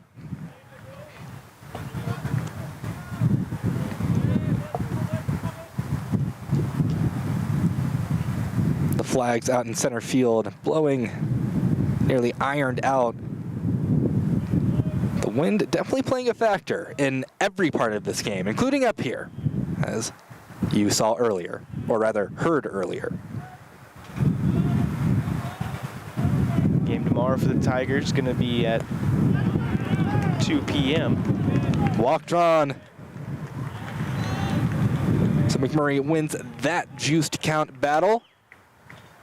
Welcome back, Xavier Escobar, left fielder. Try to advance Blake Beach. It's a 1 for 2 day for the 9-hole bat. Single in the third, struck out looking in the fourth. The 2 p.m. start time for tomorrow going to have similar conditions to this one. Wind expected to be actually pretty much the same, 10 mile an hour sustained, but the gusts are going to be pretty consistent. We're averaging about 20 mile an hour gusts right now, and that's what it's forecasted for tomorrow as well at first pitch. Swing and a miss. It's all ones on the scoreboard right now. Strike one, ball one. One out. And one on. And the batter wears number one. Oh, the pickoff attempt, that was going to get him, but it was thrown away. Unfortunate for the Tigers. They had Blake Beach there by a good mile, but things just did not come together. Unfortunate right there with the error. That's going to be Trinity's first of the night. Beach, when he was going back to first, tripped and fell.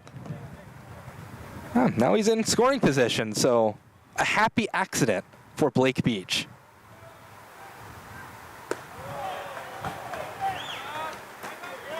Two-one count.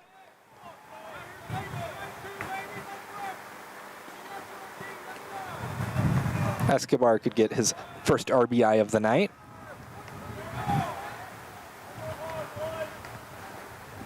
Here comes the 2-1 pitch.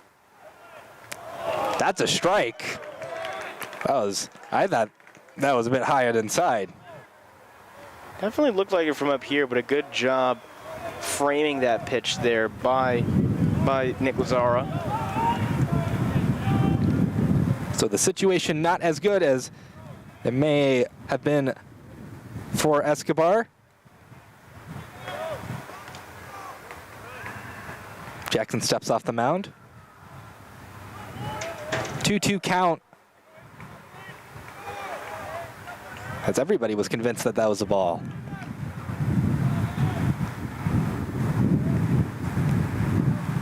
We'll see if it comes to bite Escobar. Swing and a miss.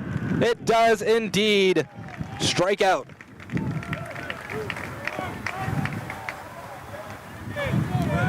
Radar gun having a little bit of issues there is, I believe that's Jack Breezy there, working on trying to get it fixed there. You can see him right there behind home plate.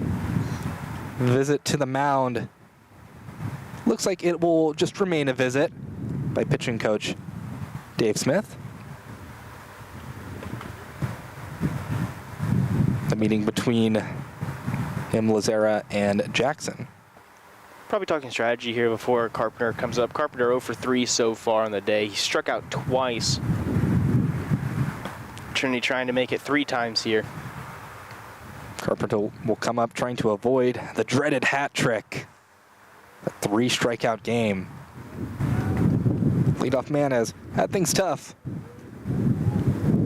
If you believe in the concept of someone being due, then I would say Coy Carpenter is definitely due for a hit.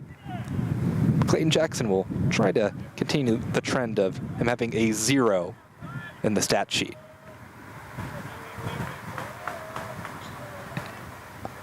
Carpenter with the amazing mustache and hair as well.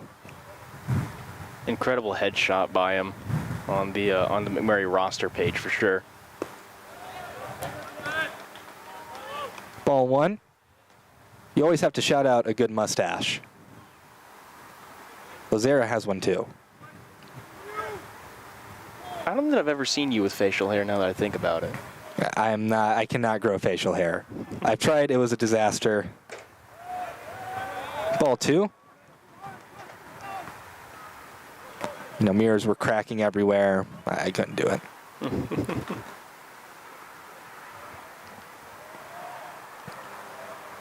Favorable count for Carpenter. 2-0. Get the strike in there. Improves his situation to 2-1. Pretty much before every pitch, the radar gun board is flashing something up there. I wonder if that could be maybe distracting the pitchers a little bit, because it's off for the entirety of the windup, but then as soon as they get ready to throw, it kind of flashes up some text. 2's on the board for Coy Carpenter, who wears number 2.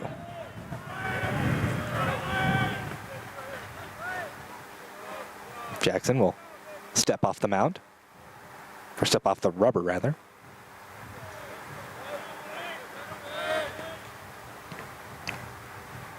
2 balls, 2 strikes, 2 outs, 2 runs for McMurry. The batter wears number 2. Ground ball. Can he reach first base? The throw over in time. Good fielding by Lustina. Another goose egg on the board for McMurray. Can't scratch up across any runs in this frame. So we'll head to the bottom of it, see what the Tigers can do. Stay tuned on the Tiger Network. Exciting times in San Antonio.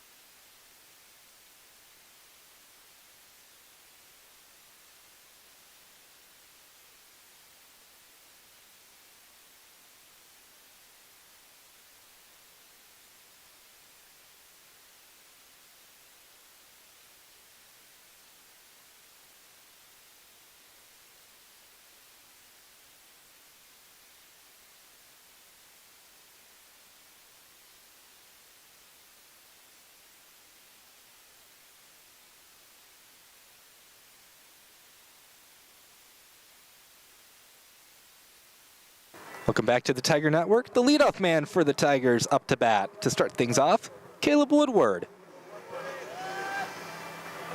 This day has been 1 for 3. Ground out, a single, and a line out.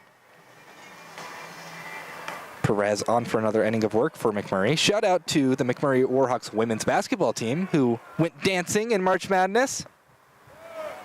Woodward takes strike 1, and they're still dancing as they get a pretty sizable win over Cal Lutheran in round 1, 79-63.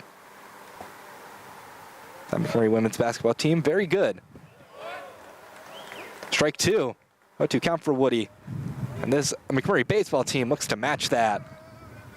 They've gotten off to one of the best starts for their program. Ground ball easily taken in by Ty Nelson. Woodward retired for the first out. McMurray down 3. They had some earlier defensive miscues. They definitely can't afford any here, and just a nice little simple throw over. One of the errors was a bobble at third. The other was a bad throw that ended up scoring 2. That one was pitcher to first base. Ball 1 for Maddox McDonald. He has an RBI, but still a goose egg in the hits category. Trying to change that fact.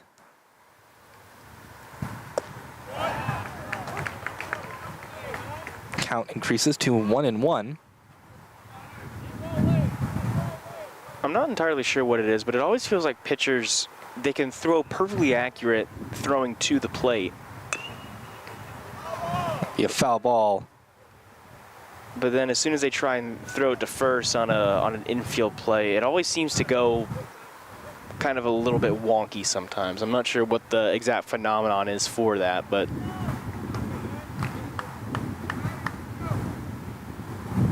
Perez has been pitching efficiently so far.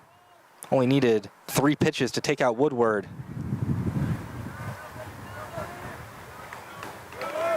Maybe settling in now. That was a great breaking ball. Not a strike, though. That was in an area that the umpire has called a strike, though. McDonald 0 for 3, looking to avoid his second strikeout of the night. Breaking ball, a bit too much break. McDonald doesn't chase. The count is full. A countdown count, if you would. 3 balls, 2 strikes, 1 out. And once again, another full count here. This has been a game where every batter has drawn it out so far. And McDonald gets rung up on the pitch that was upstairs. Out number 2. right there near his hands. Donald was convinced it was a walk. Home plate umpire thought otherwise. Had some words with the official there afterwards. Definitely thought that it was good. Looked high and tight from this position. So Nick Lazera, 3-hole hitter. Strike one to him. He's had the best day at the plate so far, or best night at the plate so far for the Tigers. 2 for 3. Single, a triple. He reached on an error. 1-1 count. But good for the Tigers. Tim Scannell certainly voiced his frustrations over that. Strike 3.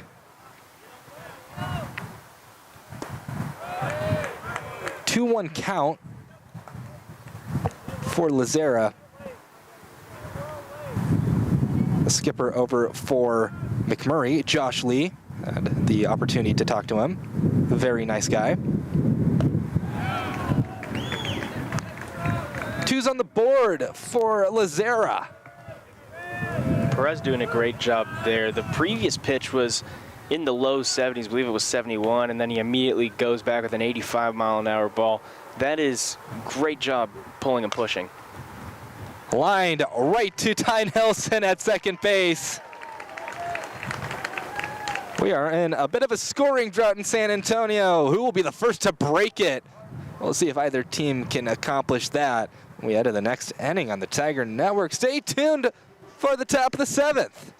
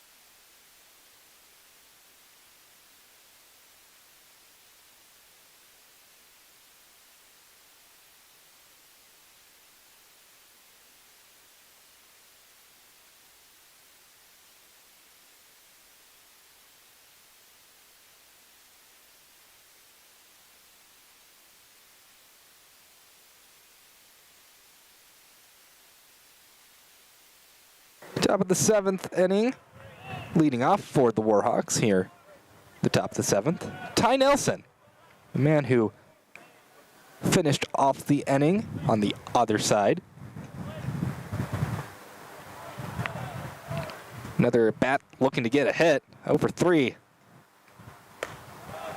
That one was easy enough to watch, ball 1.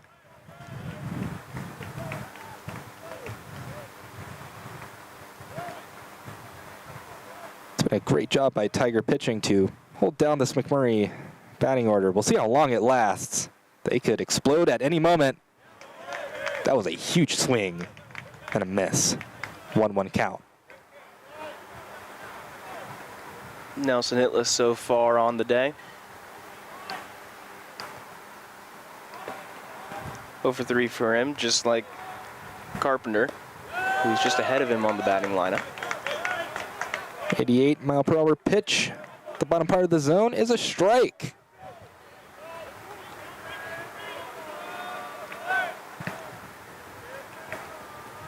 The 1-2 pitch on the way.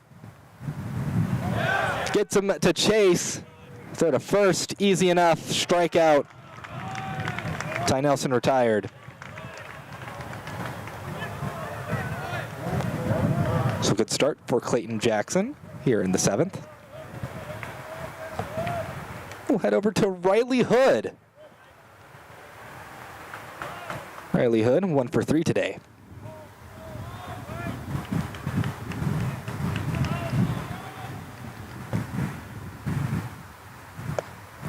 Strike one. Maybe Clayton Jackson settling in. He's racked together a couple of strikes now in a row.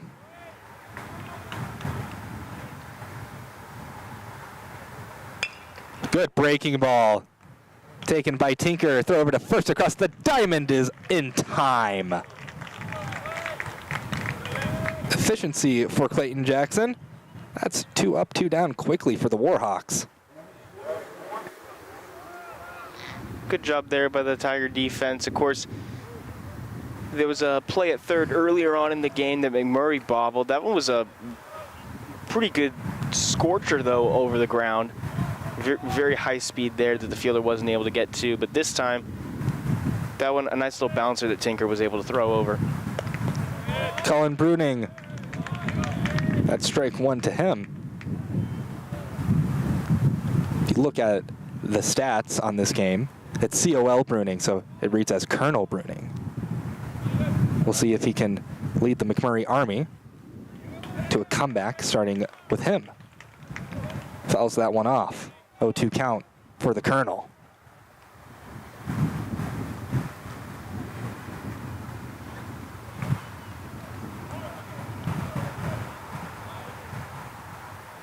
Clayton Jackson trying to end this inning quick. Will we be able to stretch? It's a bit too high. 90 mile per hour pitch. Good velocity. Accuracy could use some improvement.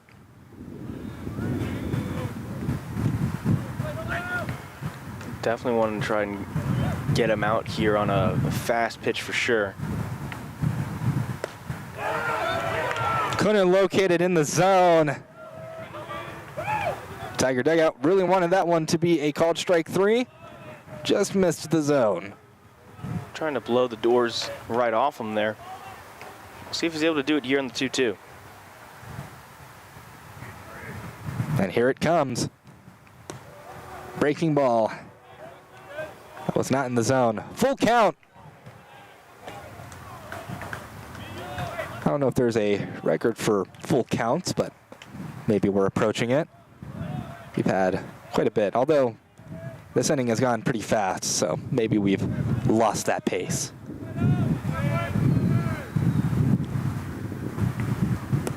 Swing and a miss. Clayton Jackson fired up. Plenty of reason to be fired up. We're stretching in San Antonio. Why don't you sing yourself Take Me Out to the Ball Game as we take a break on the Tiger Network.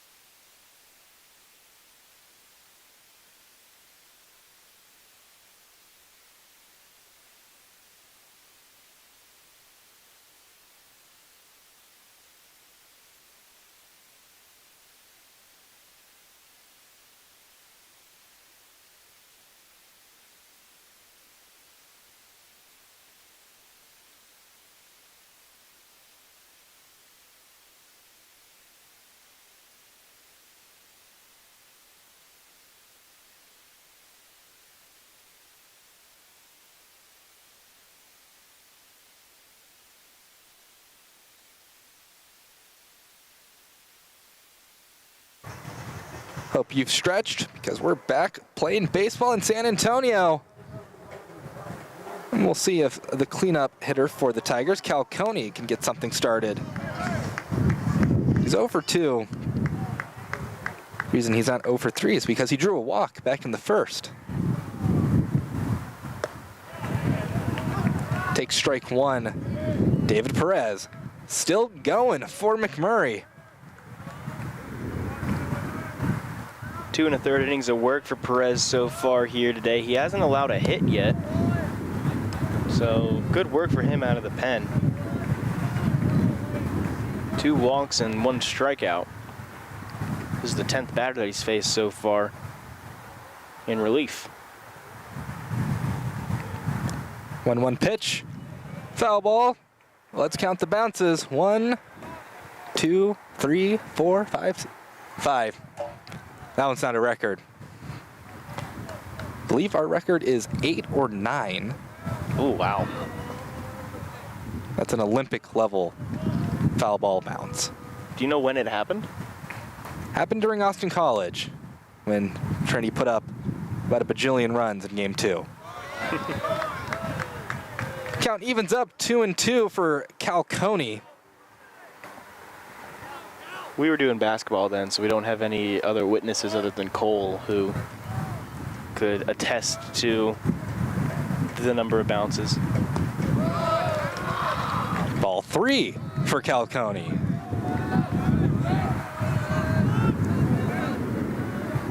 See, game 2, was that senior night or was that the day before senior night? That was senior night, so I witnessed it. I witnessed it because I was up there for game 2 before heading down for senior night basketball. Coney fouled that one off. Oh yeah, by the way, another full count. In case you were sick of those, hope you're not. And then game number 1 against Austin College was the one where it was just off and on, misting the entire time. Yeah, that was one of the opening days for Trinity baseball. That's for sure. See if that one stays in play. No, it will not. Just barely out of reach for Bruning. Another foul ball for Cal Coney. Good effort there to get over there. It looked foul off the bat, but then as it kept on drifting, it kind of drifted a little bit closer to the field of play.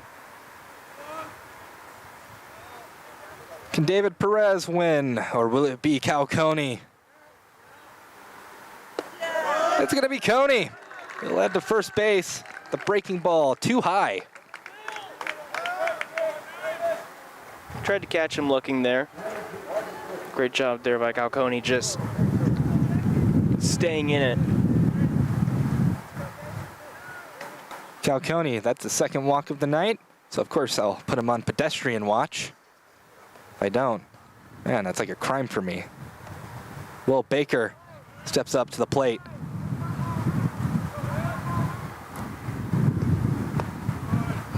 Take strike one.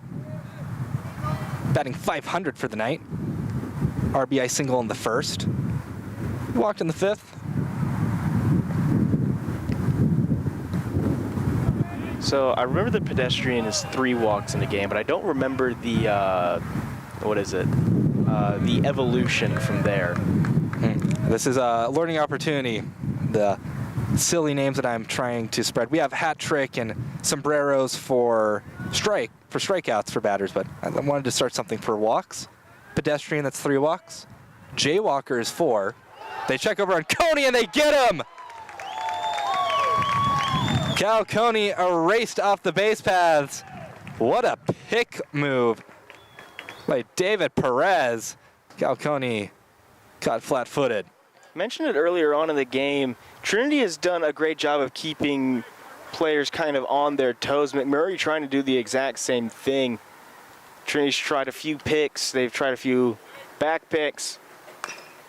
And McMurray's saying, hey, we can do that too. 1 out on the board for the Tigers. That is unfortunate for Will Baker. Nobody to move to second base.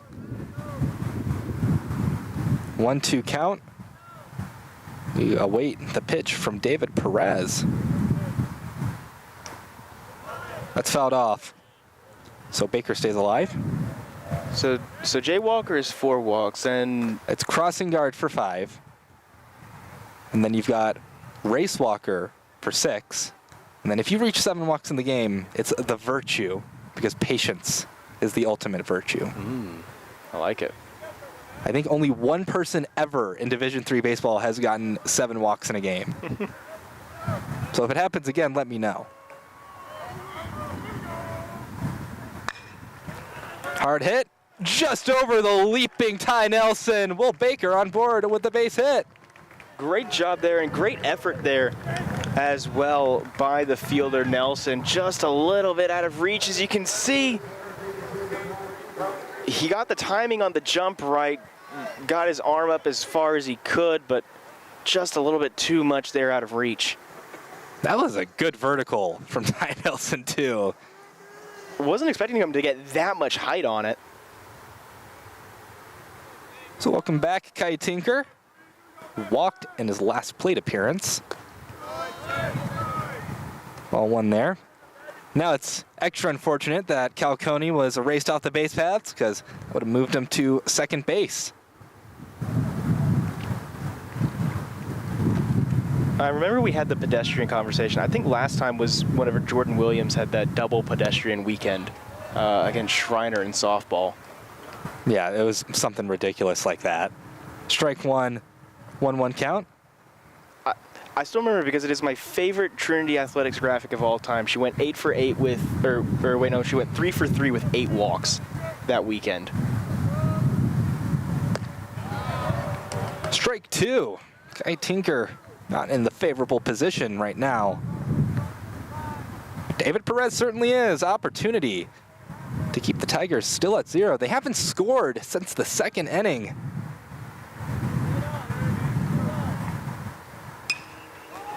Poked out into center field. Can the center fielder get it? Yes, he can.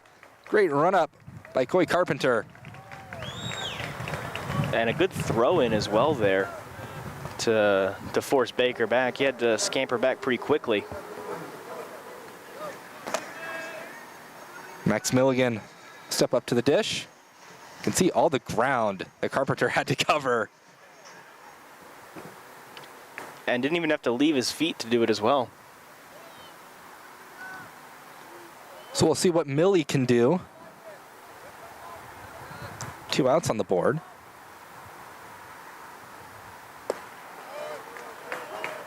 He'll take strike one. He's 0 for 1 right now.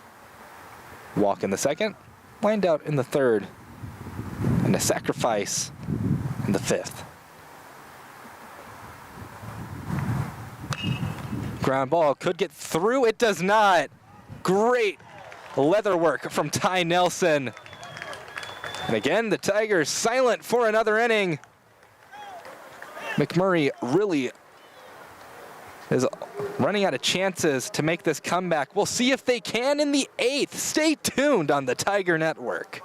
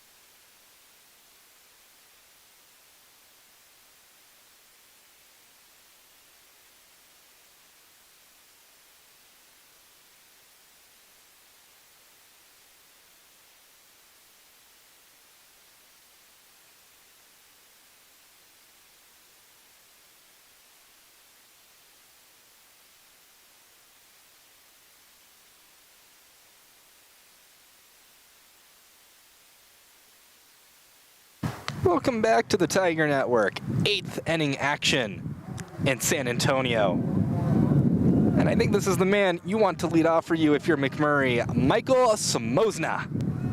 1 hit away from the cycle. He gets a triple, he's done it. Home run in the second, solo shot. Double in the 4th, and a single in the 5th. very impressive night for the junior. Junior out of Lubbock Cooper High School, up there in West Texas. He's done great for himself so far this year. As on the season, it's poked down to right field. We'll see if somebody can get it. Trying to reach into the bullpen was Will Baker. First year, that was just a little bit too far. Just a little bit there, but Smosna a 1047 OPS coming into this game. That's definitely going to increase after this performance for sure. I believe I saw, 1184 OPS now. That's going to move him up to fourth on the team, just behind Beckham Paul. And Clayton Jackson waves goodbye to Michael Smosna. An excellent night for the catcher, but that will be a blemish. Strikeout. Clayton Jackson on a roll right now. McMurray having troubles with the senior. Wind has definitely picked up just a little bit, if you couldn't tell up here. But Jackson so far tonight, 2 2/3 innings. That was another long swing, this time from Nolan Strenzel. Nolan Strenzel, 1 for 2. Walked in the second. RBI single in the fourth. Grounded out to the pitcher in the fifth. Jackson, just 1 hit allowed so far. Both of these relief pitchers have come in and done an absolutely great job of shutting down the opposition. Trinity's been able to hold McMurray to now 3 straight scoreless innings. And we're playing a bit of cricket there. That one at the turf. Way before it made it to Nick Lazera. 2-1 count is what Strenzel faces. Trinity's been held scoreless for the last 5 innings of work now. McMurray hoping to avoid their 4th straight.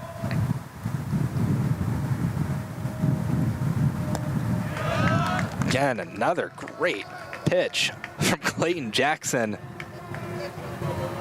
McMurray needs to adjust. They don't have a lot of chances left. And of course, Trinity has a couple of pitchers warming up in the bullpen as well, if need be. I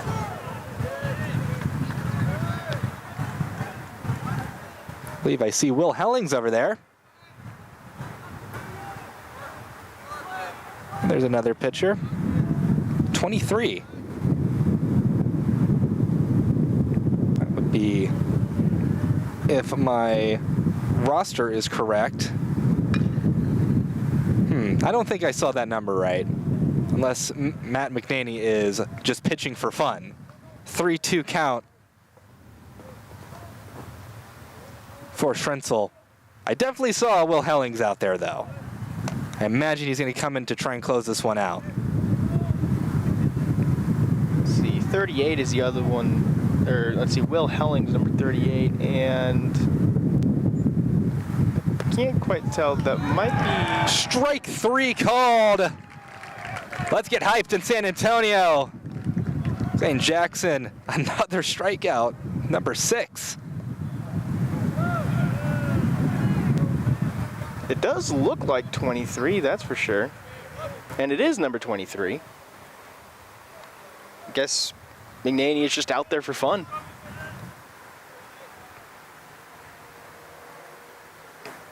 We got a pinch hitter for McMurray. First pitch was over his head. Good duck. That is number 15, Josh Mueller. And a great spinning catch there as well by Lazara. The 1-0 count for the pinch hitter. Foul ball. It's going to be on the roof. 1, 2, 3, 4, 5, 6. Went under the pipes, so we'll hold that one under review. We've got to get a judgment call in. Hopefully Cole's watching this game. he can text in and give us the official judgment on whether or not hits under the pipes count. Ground ball taken by Kai Tinker. Throw over to first is excellent. We head to the bottom of the 8th. Clayton Jackson right now. McMurray can do nothing against him. It is still 5-2, Tiger advantage. Stay tuned on the Tiger Network.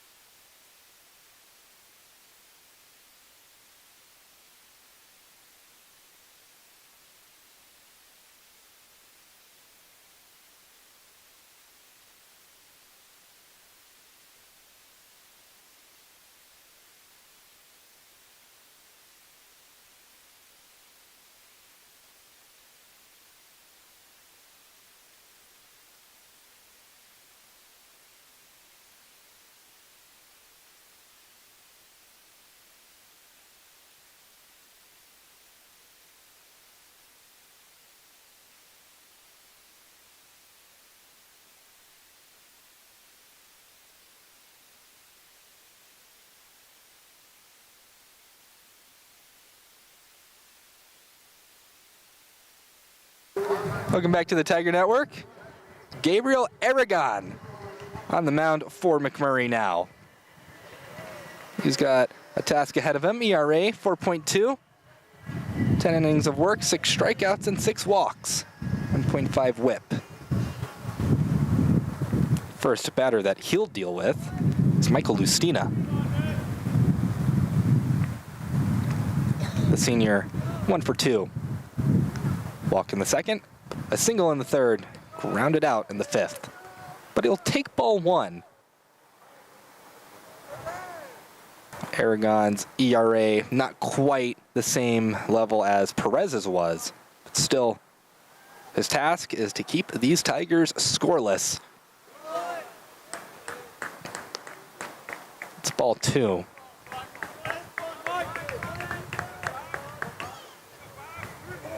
Lustina,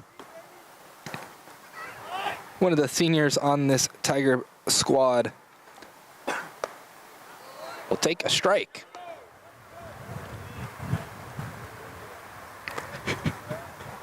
Lustina so far 1 for 2 with a walk. That walk came in the second. I just want to point out that the last pitch registered at 148 miles per hour. That 184, much weaker. We contact to third base. Riley Hood's throw is in time. Impressive play by the third baseman. That's quite a speed difference for Aragon. 148 to, what was that, high 80s? Really kind of changing up the velocity there for sure.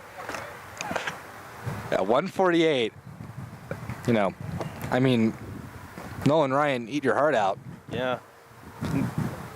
Just incredible. And also the control on that 148 mile an hour fastball as well. That was really impressive to be able to get it, you know, right there. Aroldis Chapman kind of needs to start taking some lessons, I think. John Ramsey at the plate. He's 1 for 3.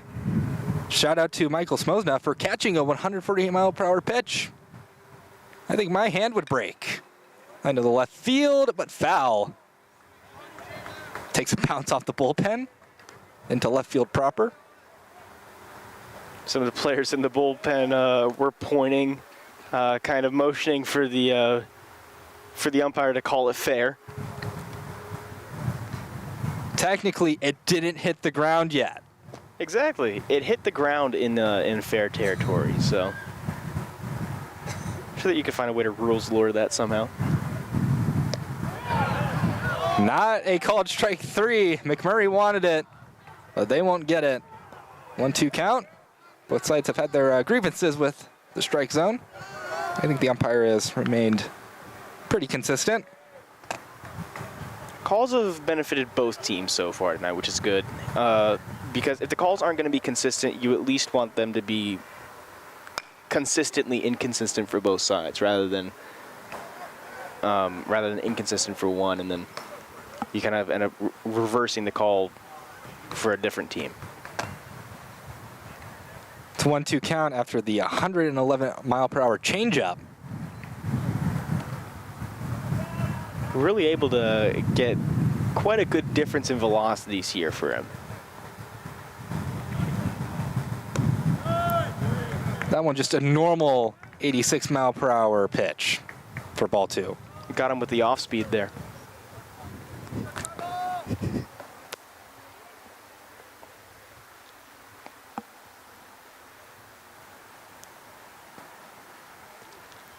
We'll see what Ramsey can do in the 2-2 count.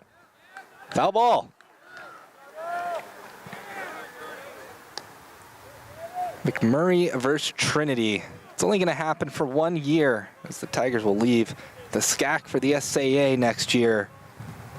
Bit of a shame, because this would be a great series year in and year out. But one meeting between the two, they're looking for a winning record in conference forevermore. Swing and a miss. John Ramsey back to the dugout with him. We'll flip the lineup over to Caleb Woodward.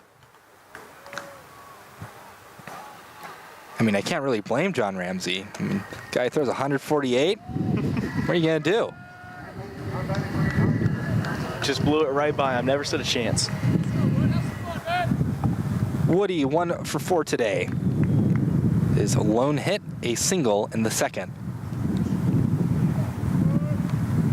One of a few Tigers that has been quiet ever since that second inning. Trinity's leadoffs have kind of struggled a little bit, as Woodward leading off 1 for 4, McDonald batting second 0 for 4, and Lazara batting third is 2 for 4. So not exactly the strongest night for the opening 3 in the lineup, hoping to kind of turn that around here in their final at-bats of the night. Count evens up 1-1 for Woody.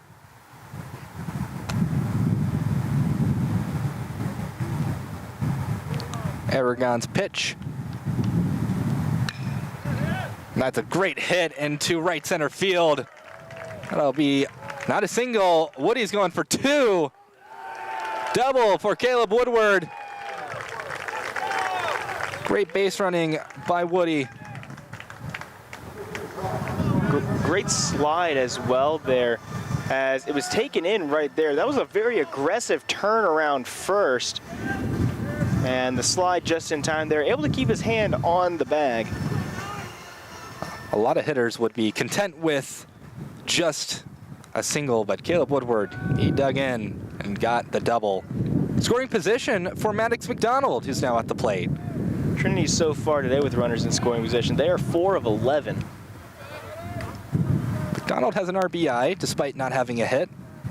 One of his groundouts drove in a run back in the second. All of Trinity's hits with runners on have actually come with the runners in scoring position. They are 4 of 14 with runners on, 4 of 11 with those runners in scoring position. 1-1 count for Maddox McDonald. Woodward at second. I have to imagine anything in the outfield is going to bring him home.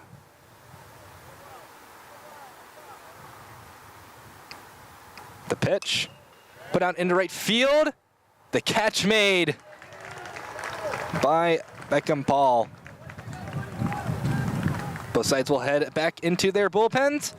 Back in their bullpens, back in their dugouts. We are heading to the top of the ninth. McMurry, limited amount of chances. Can they tie it up? Stay tuned on the Tiger Network to find out.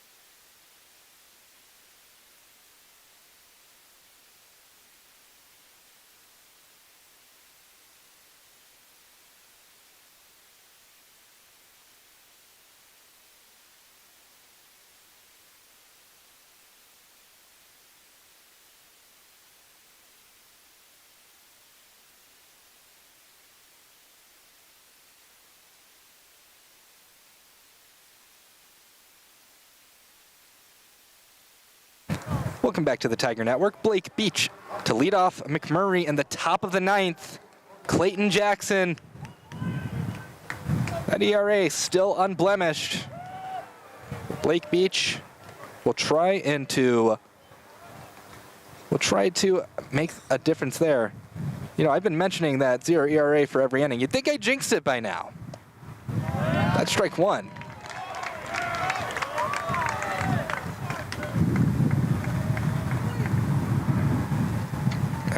Clayton Jackson has been excellent this game.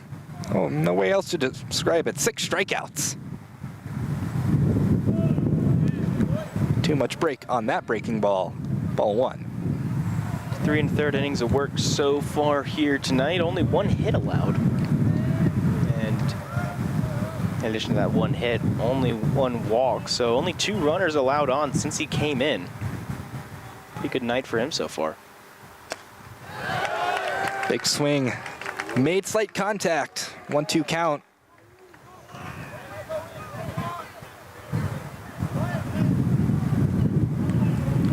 Can Clayton Jackson finish what he started? That is the question.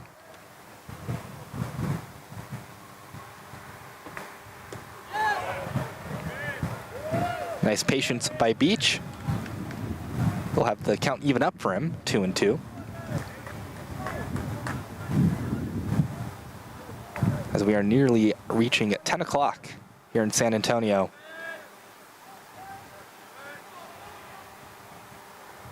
The 2-2 pitch.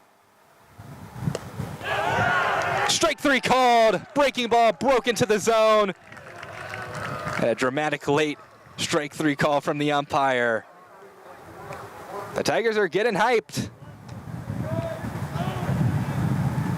Great job there as well on that pitch, as Beach kind of pulled away from it there, looked way inside, but it just cut right back in for the 3rd strike. The first pitch to Xavier Escobar, a bit too far inside. It's a 1-0 count. The 9-hole bat, 1 for 3. A single in the 3rd, his lone hit.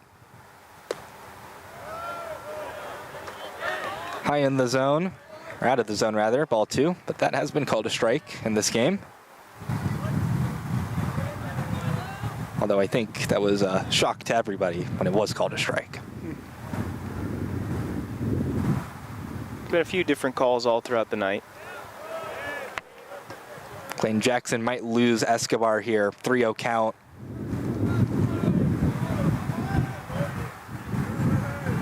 Escobar 1 for 3 would definitely like to swing and avoid maybe getting in strike trouble. 3-0 pitch. That's a 4-pitch walk. Escobar not really having to watch too many tough pitches go by him. Now Coy Carpenter. And there's a guy who really wants a hit. What? Pitching coach Dave Smith will make a call to the bullpen, and we will have a change. Player on the mound. Everyone will give a standing ovation to Clayton Jackson. He definitely deserves it. 3 2/3 innings, 7 strikeouts, only 1 walk, only 1 hit scattered the entire time. Another strong pitching performance out of the bullpen for the Tigers. And we will let the new pitcher and introduce the new pitcher after a quick break on the Tiger Network.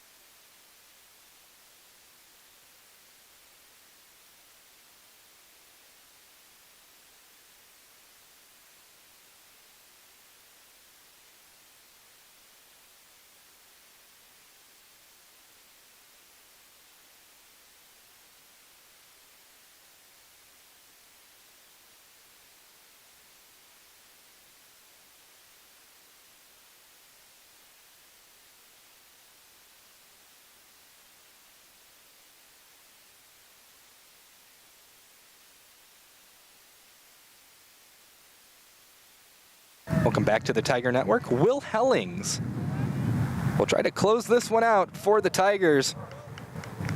Will Hellings, his ERA is a bit inflated. It's a little over 6. He started against Austin College, and that did not go so well. But he's made 3 appearances ever since. He's only given up 1 run in those appearances. Starts off with a 90-mile-per-hour fastball for ball 1. Will Hellings was a reliever forever last year. Strike 1, 1-1 count. The great Will Hellings starter experiment, I don't think is coming back.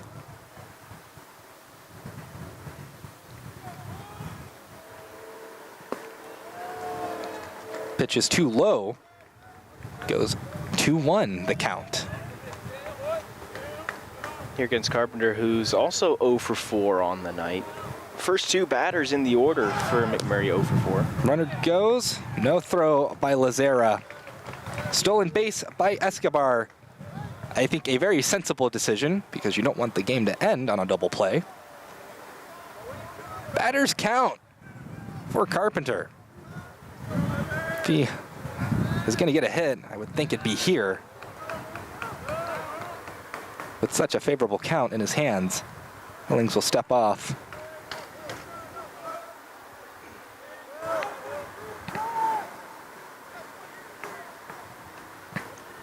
The 3-1 pitch on the way from Hellings. Swing and a miss. Great breaking ball action from Hellings there. And that's going to be a strikeout. Our scoreboard, our physical scoreboard was incorrect. So unexpected strikeout to us up here. 2 outs on the board now. Last chance rests in the hands of Ty Nelson. Nelson 0 for 4 as well. Gonna steal third, throw over. Not in time. You can't sacrifice Escobar home. Ty Nelson's gonna have to get a hit. He's another guy who wants to get a hit. 0 for 4 today. Swing and a miss. Warhawks down to their final strike here in game 1. Noise being made by the crowd.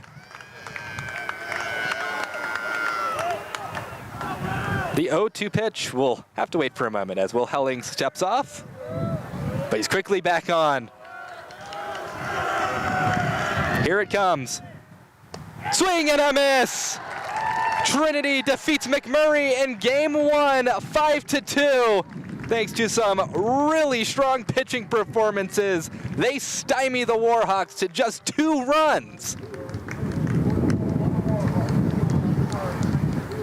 Absolutely fantastic performance by Trinity, forcing McMurray to their lowest run total of the season so far this year, or actually tying their lowest run total of the season. They lost 2-7 versus Concordia earlier on in the year, but just an awesome job by the Tigers, and you see it there on your screens. They managed to shut them out in the final 5 innings, and particularly towards the end as well, as it was a fantastic relief appearance there that really kind of sealed the deal for Trinity, as they were able to hold the Warhawks off the boards.